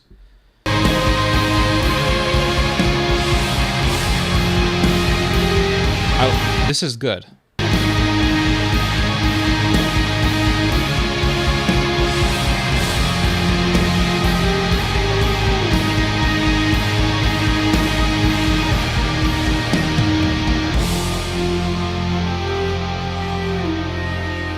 I like the violins. I'm liking that cello sound. I like it. It's dark. This is nice. Oh, that's nice. See, there you go. See, now the song is 4 minutes long. Here, I'm not too crazy. Oh, hold on. Never mind. There's. Okay, never mind. So I don't like the lyrics. The lyrics are psycho. But, rhythmically speaking, this is a good song, all right? So let's go back. Let's play some more. So this is 1 minute and 30 seconds in. And then we hit this nice little crescendo.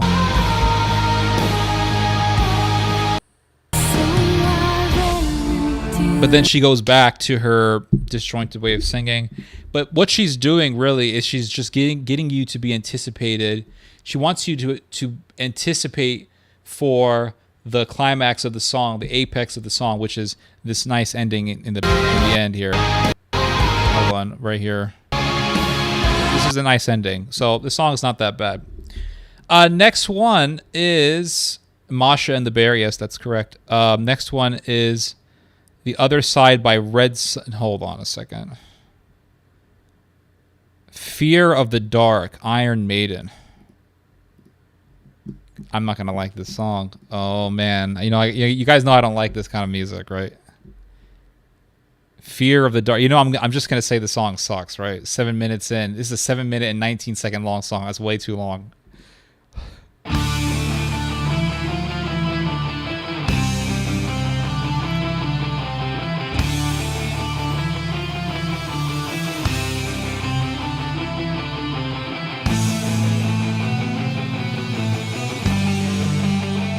I'm gonna give this a chance.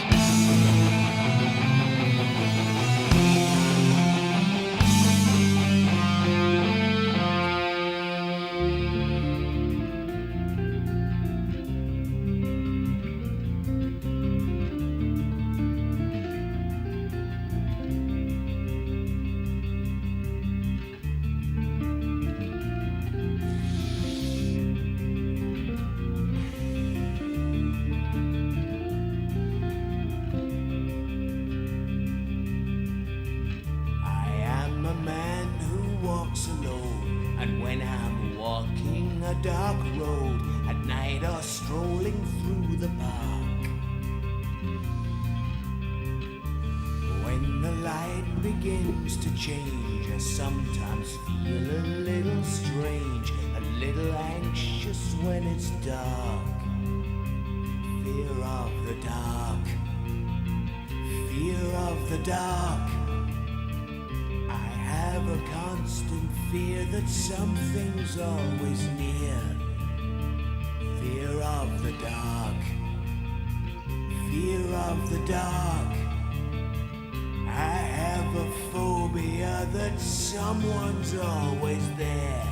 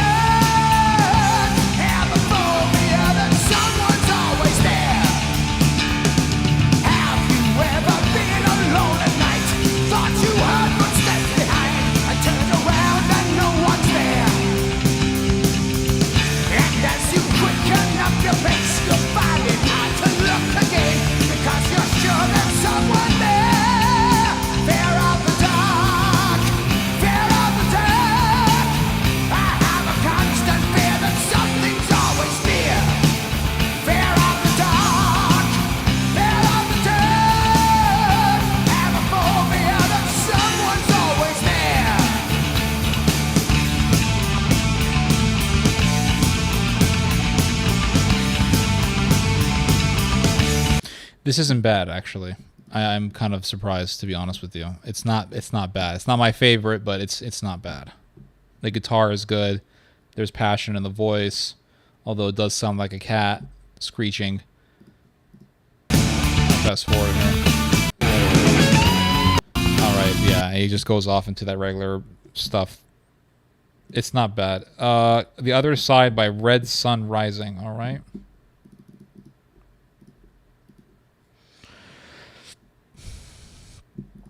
I think I heard this one. Tearing up memories. How long can you carry this note? How long can you keep digging this hole until we come out on the other side? Crawling through mud, what's the difference when you come out on the other side? Falling from grace, what's the difference when you come out on the other side? The other side, where you come alone. The drain is full. This is a very early 2000s style song. It sounds like something you would have heard in the movie The Punisher, which was a great movie, by the way. But like a lot of those songs in those days, this song is talking about alcoholism and addiction. Like a fool to sanity. How long can you carry this note? How long can you keep digging this hole? It's when you come out on the other side. Yeah, it's not bad. It's very run-of-the-mill, early 2000s. Nastia has a song for us. It's in Cyrillic, so let's give it a listen.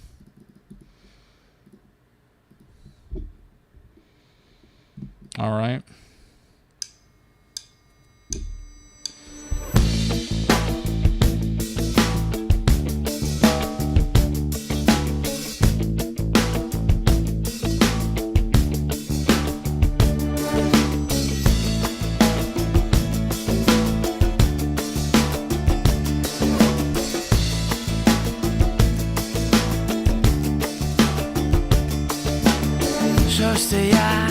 Що ж це я не зумів зупинитися вчасно. All right, we start out with sort of a fusion between Russian and a French, Portuguese, Brazilian cafe sound, which isn't bad. Все ясно, зі мною тепер і назавжди. Пізно не йти від мене. Рап-рап-пароди-бандай. Я налию собі, я налию тобі вина. А хочеш із медом? Хто ти є, ти взяла моє життя. Nice. І не віддала. Хто ти It's very relaxing. є, ти випила мою кров. І п'яною впала. Твої очі кличуть, хочуть мене. Ведуть за собою. Хто ти є, ким би не була ти. Я не здамся без бою. Я не здамся без бою. Що ж це я не зумів не зупинити себе тебе. Сьогодні так дує без тебе, сумую без тебе. Накинь щось на себе. Рап-рап-пароди-бамбай. Я налию собі, я налию тобі вина. А хочеш із медом?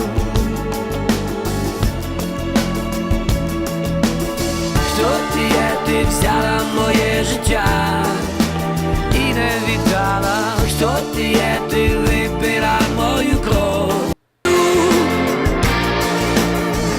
Not a bad song at all. I like it. Somebody asked me a question here. What are your thoughts on race and IQ? What's your thoughts? Just a thought. What's your thoughts on race and IQ? What are your thoughts on that? I'd like to know what your thoughts are on that.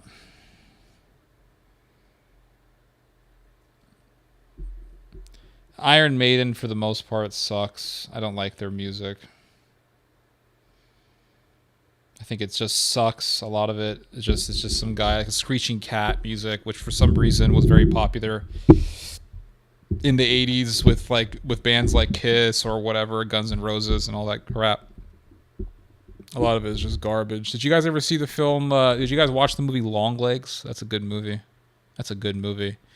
I thought that I would give a review for the movie Longlegs because the movie was, I think it was a breath of fresh air.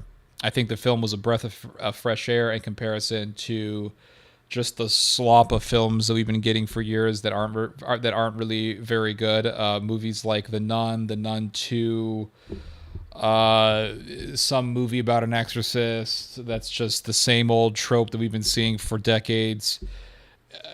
Longlegs was a very good horror movie. It was. It had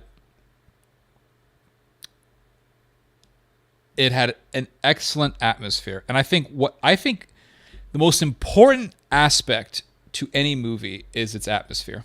The atmosphere has to fit the story. And if the atmosphere does not fit the story, the movie feels off. Doesn't feel good, doesn't feel smooth, doesn't feel whole. It doesn't feel satisfying at all. It has to fit the story. And if you have, for example, a movie that calls itself a horror movie and the atmosphere is bright, the texture is bright, the colors are bright, and everything is bright, and the actors don't really look like the types of people that would be in such a situation. It doesn't fit, and the acting sucks, and the lines are cringe and awkward, and things just feel out of place, and everything feels rushed, and the scares feel rushed, and the scares feel cheap, and everything feels like it's forced and pushed, then the movie is garbage. But if the timing is realistic, if the timing feels right, there's good pacing, and if the atmosphere fits the story, then the story, for the most part, will be good. If you have a good texture, and the texture is dim, and the texture is somewhat dark, and the texture just bespeaks dreariness and sadness, and it bespeaks and if it forebodes something bad, then the story fits, and it makes the story shine. It's like seasoning to food. It's like you see a painting that depicts something that happened in the 30 Years' War. Well, back in those days, in the 17th century, when they did paintings, they made sure that the texture fit the story or fit what the painting was depicting. And in the case of the 30 Years' War, if you see paintings that depict horrifying events that took place in that conflict, you'll notice that the colors, the texture are dreary. They're dreary, and they fit the event. They fit what the painting is depicting. Same thing with horror movies. Same thing with any movie, really. When you watch Saving Private Ryan, what's the texture in Saving Private Ryan? It's dim. It's dreary. It's ominous. It's just the texture just forebodes a nightmare. When you watch Come and See, the Soviet movie from 1990, I believe 1995, which was a masterpiece. Come and See, the movie. Come and See was such a masterful work, but the texture of the film, the taint of the movie really fits the story. When you watch Braveheart, I mean, what kind of tint do you get with Braveheart? It just fits the story. You get that 1990s tint, and it just matches very well with the story, and it's gritty, and it's dreary, and it's grisly. Braveheart. Black Hawk Down, the same thing. The tint, the color, the texture fits the story. So when you watch Longlegs, the texture fit the story. And so many horror films have a texture that doesn't match with the story. You watch a lot of these horror films today with their cheap scares, and the texture is just off. It's just too bright. I don't like movies that have overly bright colors. And the actors that they pick for a lot of these horror movies they just don't fit. You know, there's a certain face for every story, and certain actors are better for certain roles. Jim Carrey can't really play a serious role. Denzel Washington can't really play a villain that well. Tom Hanks definitely can't play a villain. Because why? Because these types of roles don't really fit these actors' particular personalities. So actors have, every actor has a personality or a set of personalities that are really good for a certain role or certain roles. So, for example, there's that Lewis guy who played in There Will Be Blood, and that guy plays an excellent villain. The guy who played Colonel Tavington in The Patriot, he plays a really good villain. Sir Mel Gibson can't play a good villain. Mel Gibson just can't do it. He plays a really good hero. He plays a really good leader. Same thing with Tom Hanks. So there's certain actors who are really good for certain roles because those actors themselves have particular personalities, or they have a personality that fits certain roles or a particular specific role because it's in them. Like Denzel Washington plays a really good hero, or he plays a really good leader because in his own life he has the personality of a leader.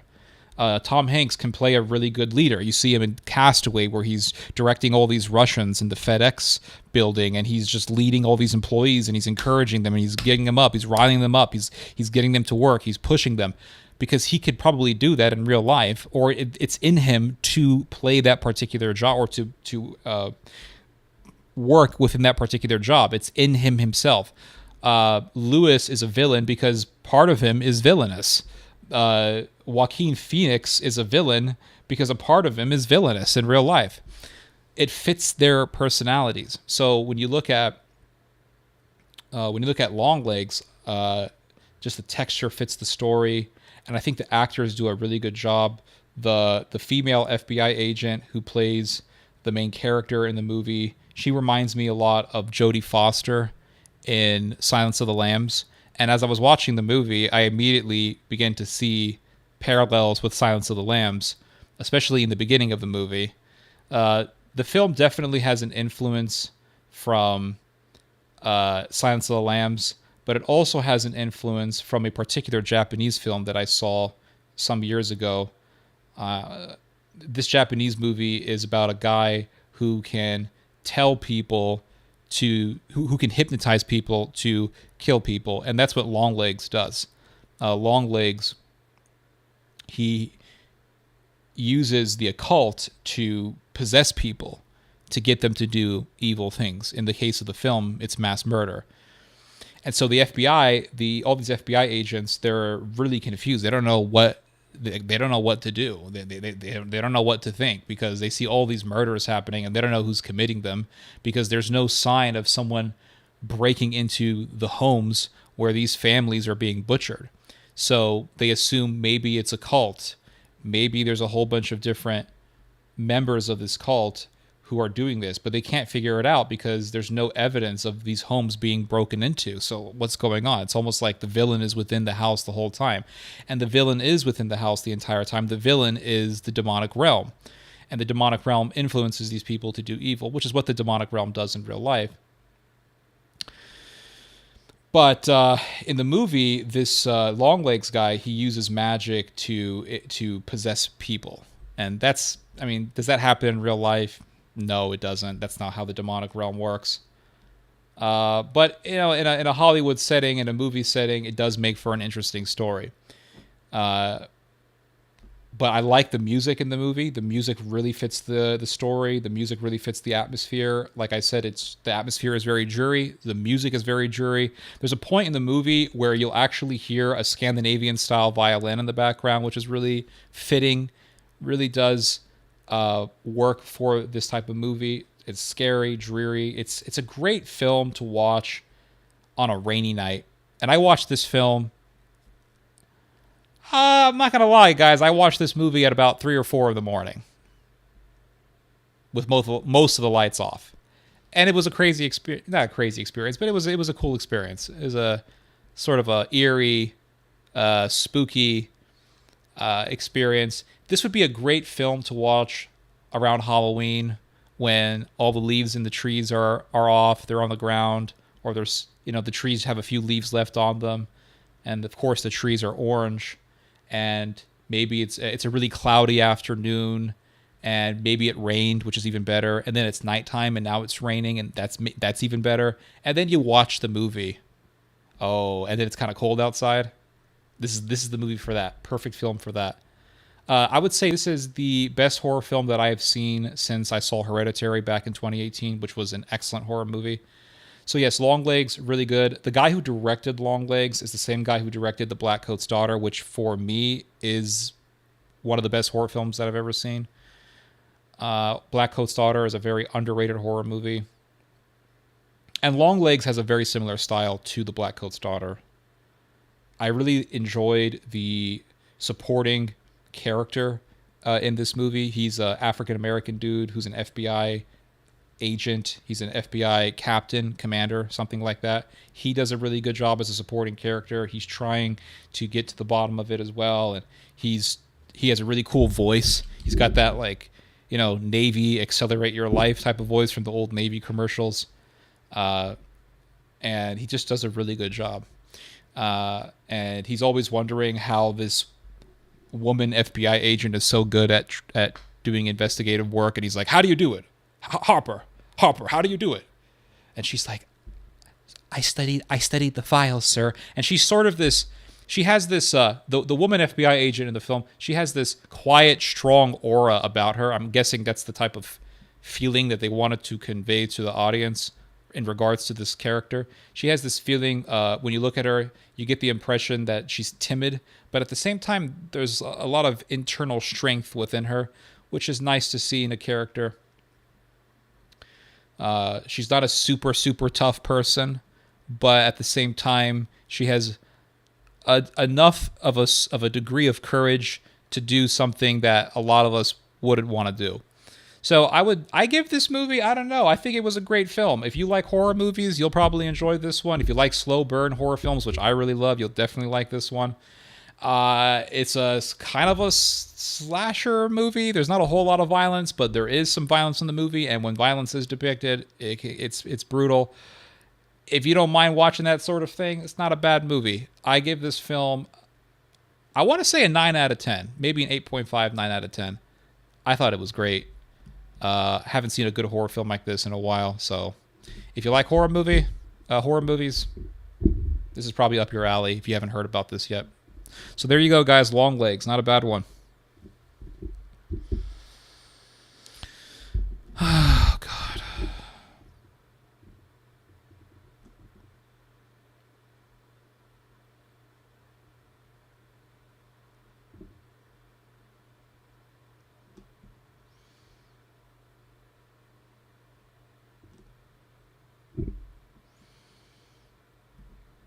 Listen to the song Mamony by Republica. All right, I'll give this a listen. It's come to the point, guys, where I can just look at a title and I look at the band name and I usually could tell if I'm going to like it or not. But this one I think has some promise.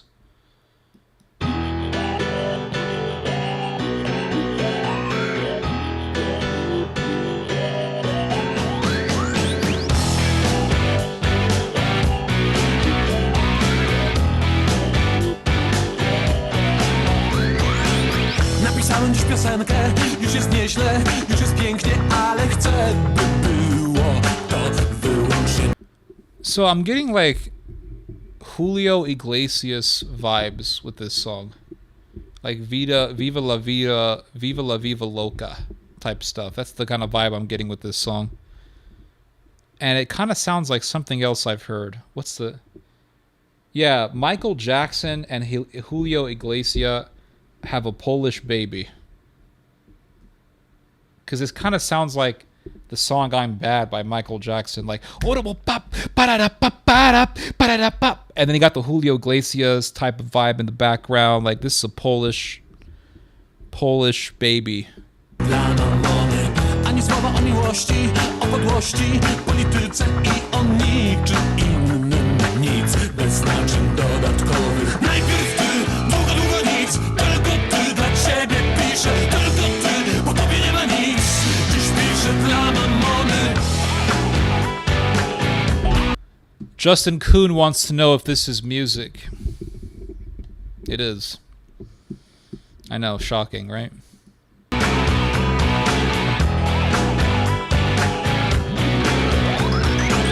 Ile razy to słyszałem, że ktoś kocha, nie wierzyłem, bo jak wierzę w to, gdy ktoś wyznaje dla mamony. Ta piosenka jest prawdziwa, ja to śpiewam w przekonaniu, że nikt puszczam sobie. Ta piosenka jest, ta piosenka jest, ta piosenka. I don't like it. I'm out. I'm out.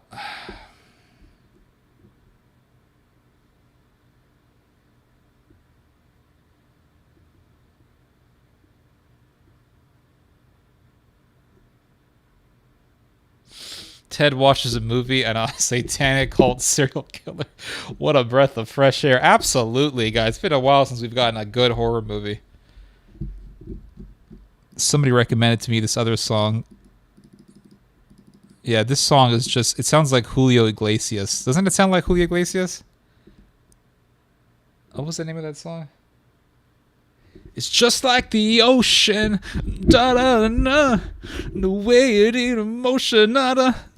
Through you. You gotta wanna pop it. Da-da-da-da-da. Give me your heart. Let it ring. Oh, else forget about it. That's what this sounds like. All right. Annika von Giersbergen, Running Up That Hill, 2022.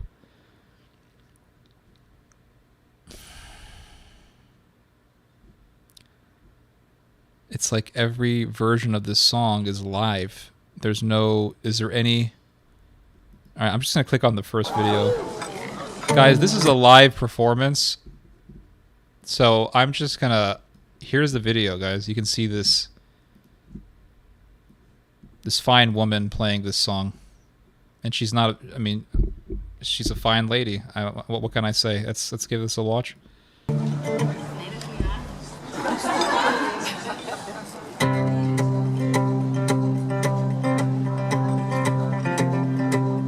It doesn't hurt me. Do you wanna feel how it feels? Do you wanna know that it doesn't hurt me? Do you wanna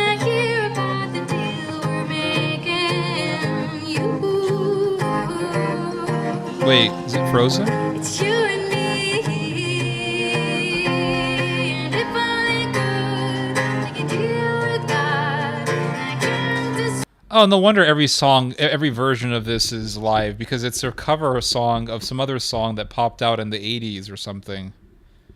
Which, I mean, I'm not too crazy about it, but let's give this a listen.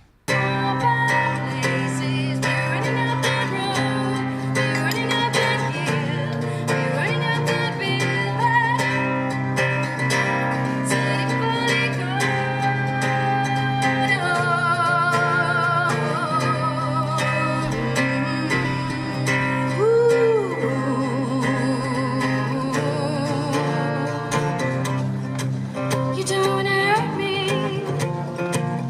See how deep they put it lies. I mean, it's not bad, but it's actually better than the original.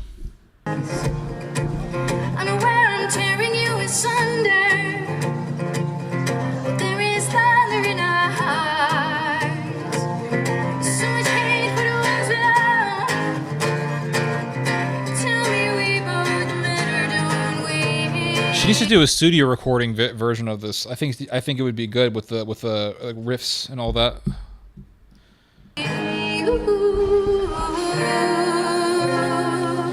It's you and me. It's you and me.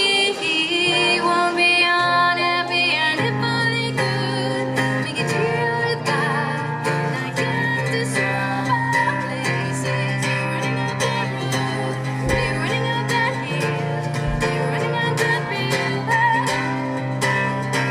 Said if only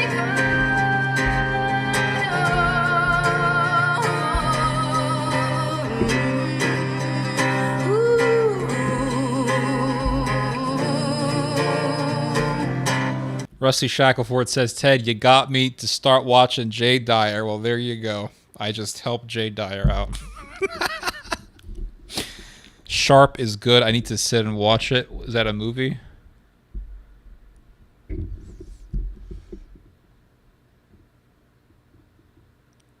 Mr. Coons says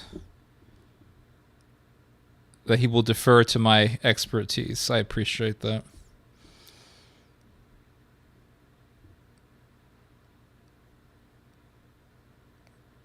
There was something I wanted to show you guys. Hold up. One more thing about Longlegs that I forgot to mention. The villain in Longlegs is a tranny. I am not joking. Straight up, the villain is trans. And I'm telling you, they were obviously influenced by Silence of the Lambs, because in the what made Silence of the Lambs so damn creepy was the fact that the killer wore a dress. I mean, that shit's creepy. Because I've talked about this before. What makes us scared?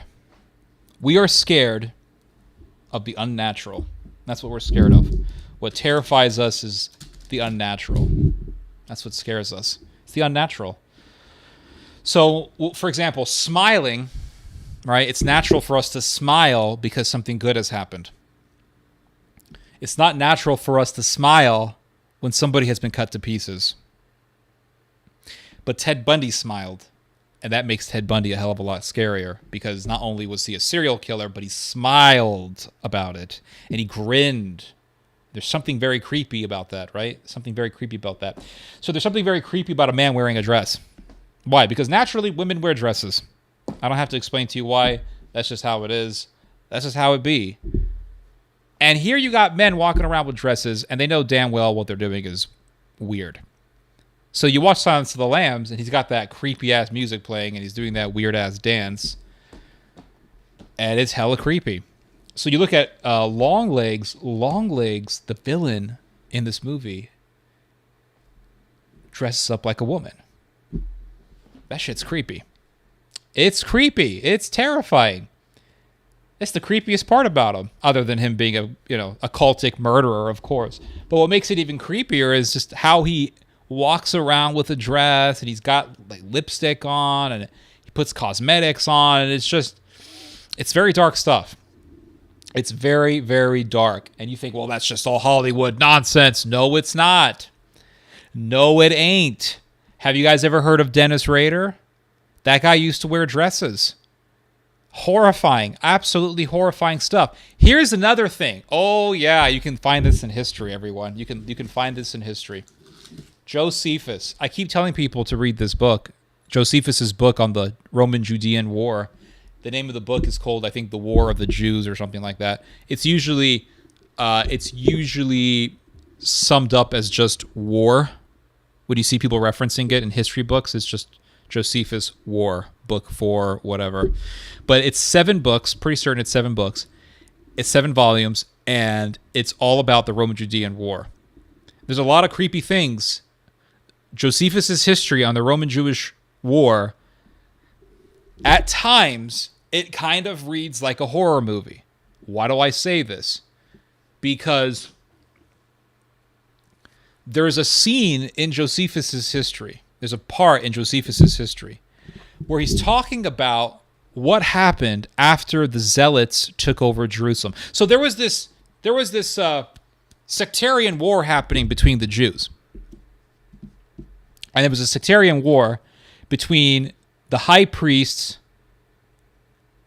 and the Zealots. The Zealots were a faction that were founded by a guy named Judas of Galilee. And Judas of Galilee, he started a revolutionary movement that basically said that religious Jews, Jewish people, don't have to pay taxes to the Roman government because the Roman government is not Jewish. So they started a revolution. Now that faction, it continued on for a long time, and it became one of the leading factions in the Roman Jewish revolt. Initially, the revolt was led by people who were in the high priestly class, so people like Hanan ben Hanan. These were people who really led the revolution initially. Eliezer ben Hananiah was another one. Eliezer ben Hananiah was the governor of the temple, and he said that, and what he decreed actually commenced the whole war. He said that no sacrifice shall ever be done for foreigners, including the Caesar himself. Caesar got wind of this, and he said that's a declaration of war, and the war commences. So the war commences because of racism, hatred towards foreigners. And eventually what happens is that there is a conflict between the Sadducees, led by people like Hanan ben Hanan, and the Zealots, led by people such as Yohanan ben Gishkalla or Yohanan ben Lawi, and I think other people also within that faction. I think the name of another Zealot leader was a man by the name of Zechariah ben Falak. And so, anyway, these were all Zealots, and the Zealots wanted to control all of Jerusalem, and they wanted to control all the temple. They wanted to kill the high priest. They wanted to kill the leaders who were a little bit more moderate than they were, because there came a point when the writing on the wall was quite clear that the Jews were going to lose the war, and so some of the initial rebel leaders, like Hanan ben Hanan, they wanted to make a peace deal with the Romans. Zealots didn't want that. They called these people traitors. And eventually what happened was the Zealots, they didn't really control fully the temple. They wanted to control the temple from the Sadducees. So what happened?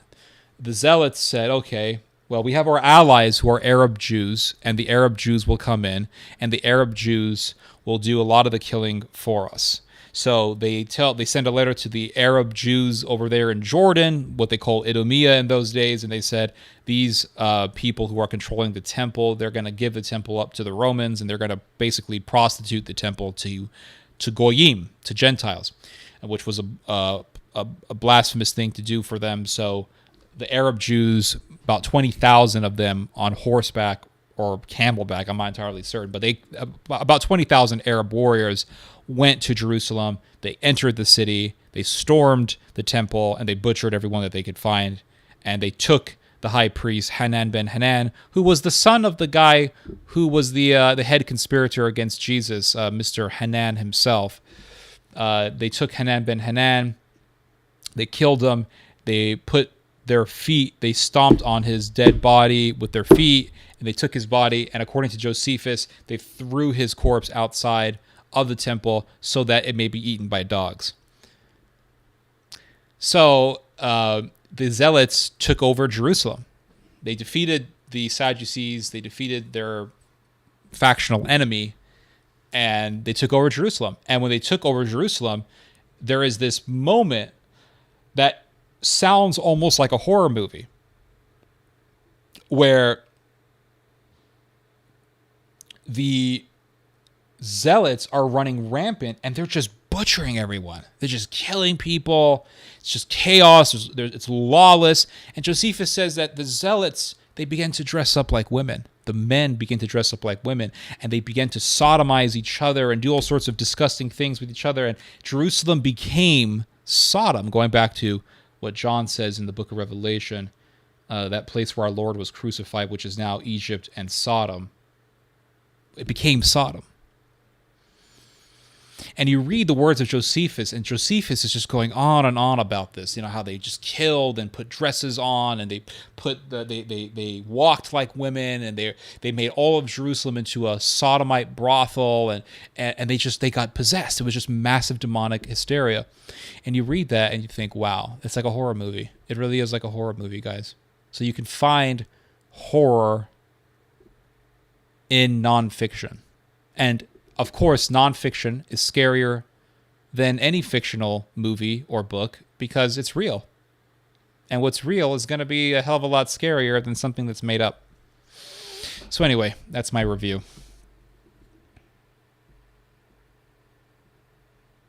Oh yeah, we're going back to listening to this lady. Hold up.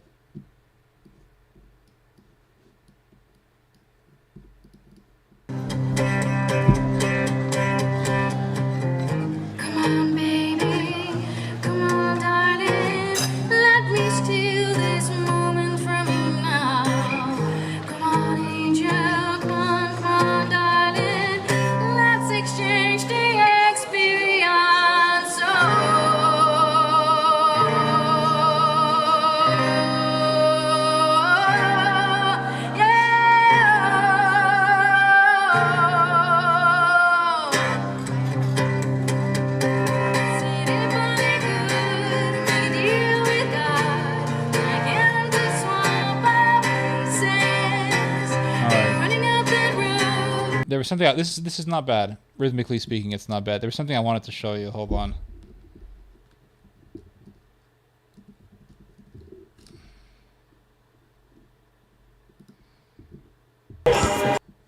Remember how I did a video some time ago about how Africa sucks? I saw this video of this dude who went to Africa. He went to South Sudan. And he further confirmed what I was trying to tell everybody, that Africa sucks. Guys, tell me this is not freaking disgusting. Tell me this shit is just not. So this guy goes to South Sudan from England. And he goes to this restaurant. All right, you go to a restaurant, you think, what are you going to get? Right, you're going to get burgers, fries, steak, right? Something nice. Mashed potatoes, something good, right? Something good and savory. Nope, you're going to get a big pot of green slime. Here we go. Here in South Sudan. Is it good or bad? Sorry. But you did get an image there of the slime, right? Is it good or bad? Good. Here in South Sudan. There it is. There it is, my friends. A big pot of snot. Big, slimy snot. This is what you call okra slime. It's very good for you, but it's nasty. Is it good or bad? It's good. Good, yeah? Here you go. Here's dinner. Imagine you've been flying for hours. You've flown for like 10 hours on a plane, multiple planes. You've made multiple stops. You're starving. Maybe you've been walking for miles through the African wilderness, the Sahara. Perhaps you ran away from a lion or two. You're starving, you're exhausted, you're fatigued, And then all of a sudden, where's dinner? Can we just get some McDonald's? And I know Africa's got some KFC or McDonald's somewhere, right? It's got to be some good stuff somewhere. Nope.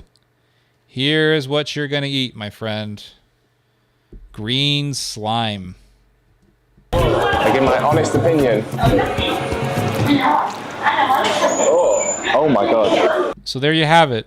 Let's look at that again. Let's look at that. Let's see if I can zoom in. I can't zoom in. How do I zoom in with this thing? Zoom in. Oh, command plus. Doesn't really zoom in that well. Anyway, you can zoom in. I can just use your OBS.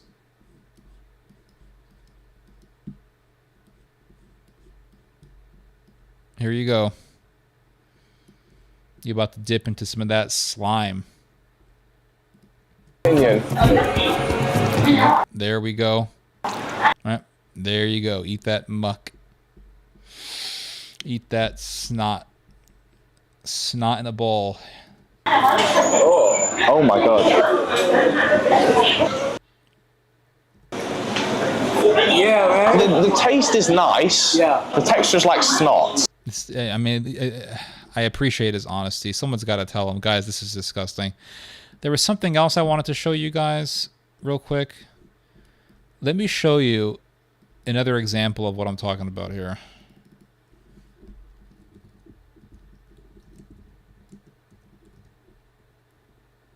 This dude, Mark Wines. This guy went to Africa.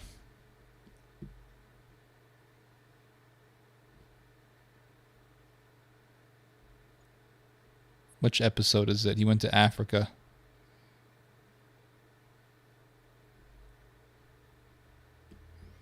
Hold up.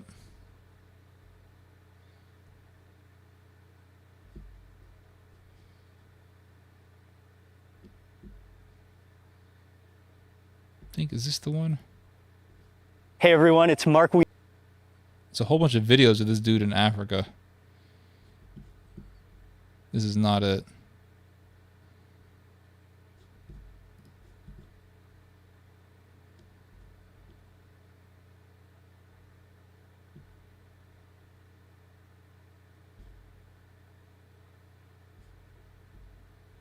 Which one is it? He went to Africa.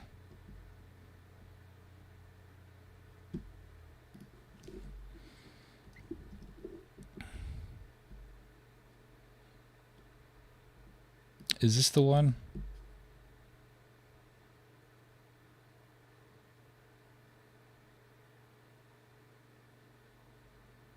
I can't believe this. Where's the one where this dude goes to Africa?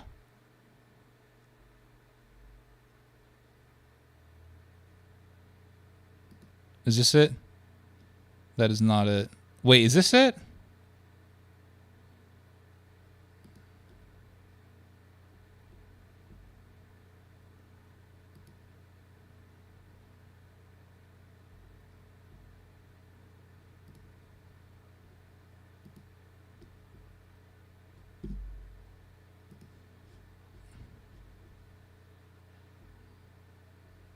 I think this is the one. Hold on. Is this Ghana?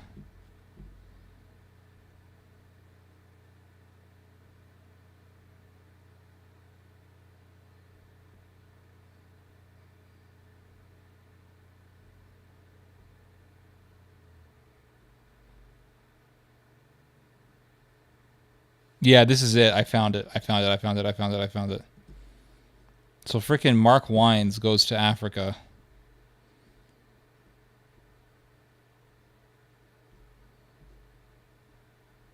Good afternoon, Mr. Bossman.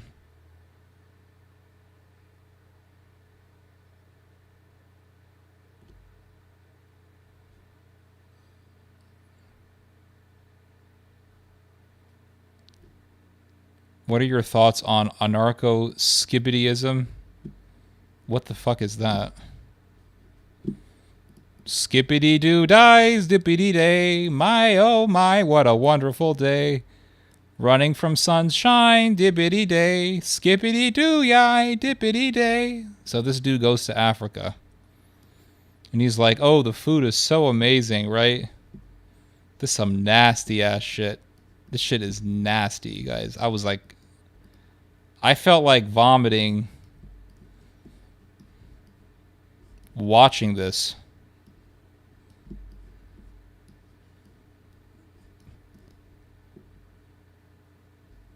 I mean, really, this like people asking me questions like, "What's your opinion on anarcho-capitalism, LGBTQism, anarcho-commie capitalism, semi-communism, semi-capitalism?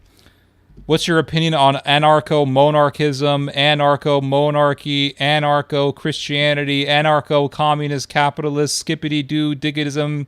What's your opinion on anarcho-Islamo Catholicism, communism, semi-monarchism?"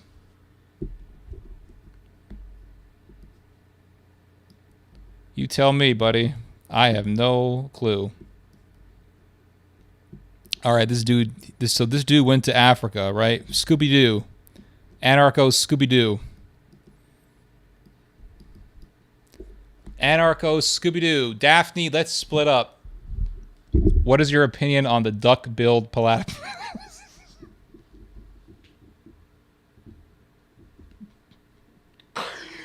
What's about national skibidism?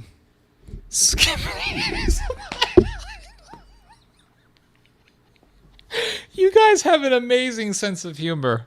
He doesn't understand the skibidi joke. Theo, it's brain rot zoomer humor. Oh, I see. You guys have an amazing sense of humor. All right, let's watch this video now. We're taking a plane ride to Africa. Just imagine we've gone to Africa. We're in Africa. We're starving, traveling, walking for miles. Here's dinner. Oh, this is the banku with with the okra soup. She brought out the other dishes, the banku, which is the other starch staple, along with the fish and okra soup, and then the red, which is those beans those red, oily, delicious-looking beans with the fried plantains. I'm gonna begin with the fufu. Right. So fufu is basically, it's like flour, it's dough that's made with cassava root, and it's sitting here in a giant bowl of slime. This is what this is. It's okra slime. Because this is the dish that we saw them making from scratch. It's with the palm nut soup. There's fish in there. Oh, it's just a little beauty. Yeah. Just a little ball of fufu. Scoop into the soup. That's okra slime. Oh, look at all that fish down there. Oh, look at that just wonderful soup. And then only fufu with soup. He about to spit that out.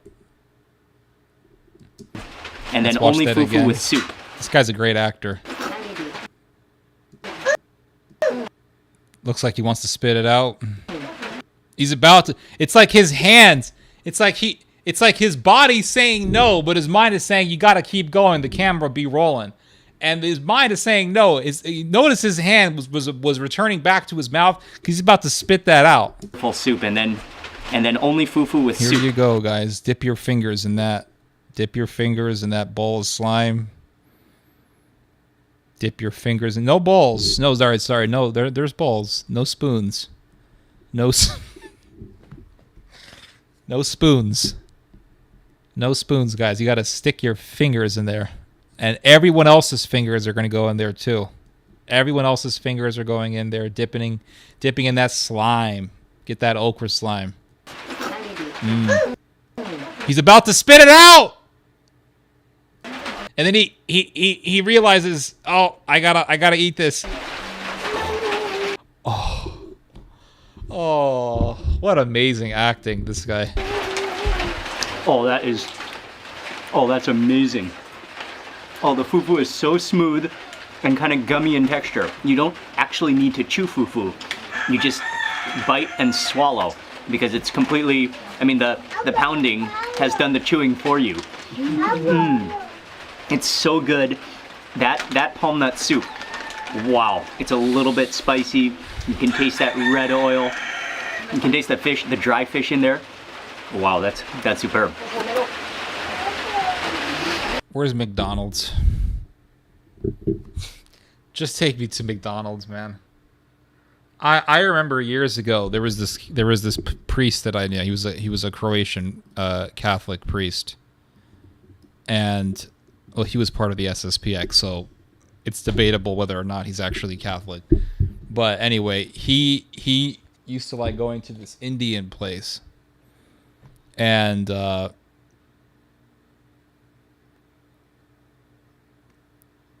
he really liked going to this Indian place. Oh my God, this Indian place was so disgusting. It was nasty. All of the food was in trays underneath warm lights. So imagine you walk in here, right? You walk into this restaurant and all the lights are dimmed out. It's kind of dark inside. All these Indian guys are running around. And you walk in there and it's almost like humid inside this restaurant. Warm inside, it's kind of humid. It's like the full Indian experience, all right? It's the full Indian experience. It comes with the humidity. And then you got all this food, right? All this different like thick curries, slushy curries, and they're all on these trays, and the lights are over them. It's like it doesn't look fresh. You don't know if flies have been on top of it or not. And then I'm like, I really don't want to eat here, but priests like to eat here.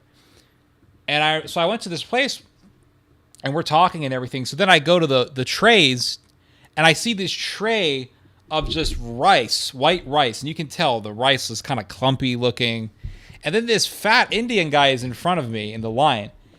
And he just looks at the wall, right? His body is right in front of the rice tray. And he just goes,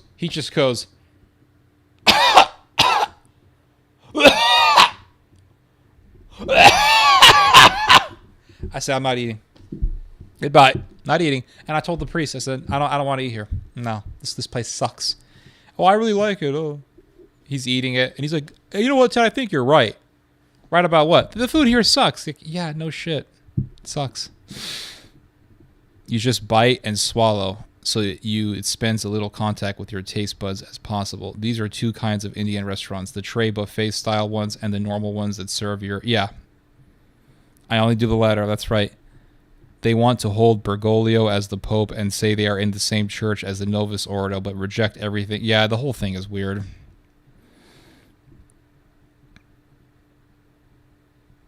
What is it with brain rot today? It's all the scrolling that people do. That's what it is, really. It's just too much scrolling. People just sit down and they scroll looking at shit all day, and you're like... So yeah, it's going to rot your brain because you're not really working your brain out. It's just... Not even chopsticks, absolutely not. Is okra nutritious? Okra is very nutritious, and okra has actually been responsible for preventing a lot of starvation in Africa. Okra is very good for you. It's very nutrient dense for you. The slime in okra is actually excellent for you. As gross and as nasty as it is, okra is actually very, very good for you. Very good for you. Very good for your gut. Very good for your stomach.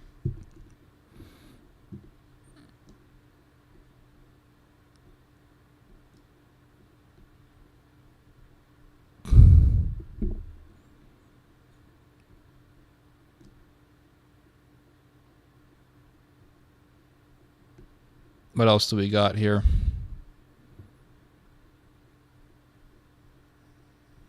Theo, they have a name for it. It's called doom scrolling. Absolutely. The brain is rotting. Also, what about a national anarcho-distributionist syndicalist skibbity stigma? I think that makes a lot of sense. That's the system we really need. The brain is dying. I mean, technically we're all dying, but at the same time we can actually help to preserve the integrity of the brain, just like we can prolong the integrity of the body by exercising it. It's not that complicated. All right, guys. I think I'm going to go. I'll play one last song. The Annex, Everlasting Love. All right, we'll play this song. And then I got to get out of here. I got to get going. All right, here we go.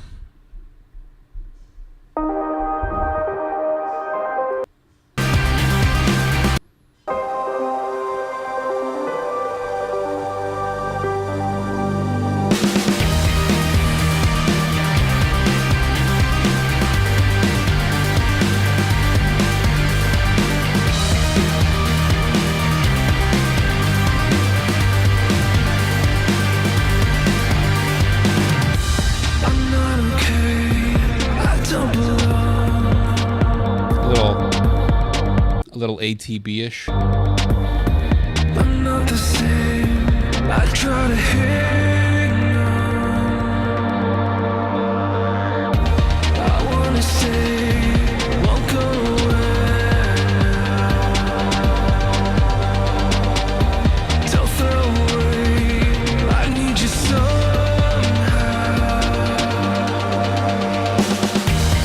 Is this everlasting love? Could you live without me?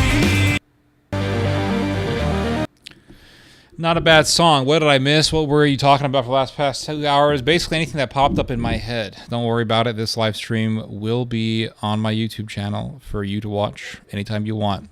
So there you go. Anyway, guys, I have to get going. More videos are to come. I have more content coming.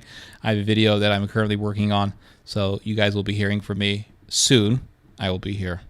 Hope you guys have a good weekend. God bless you guys. Be well. You guys just heard some Theology. God bless.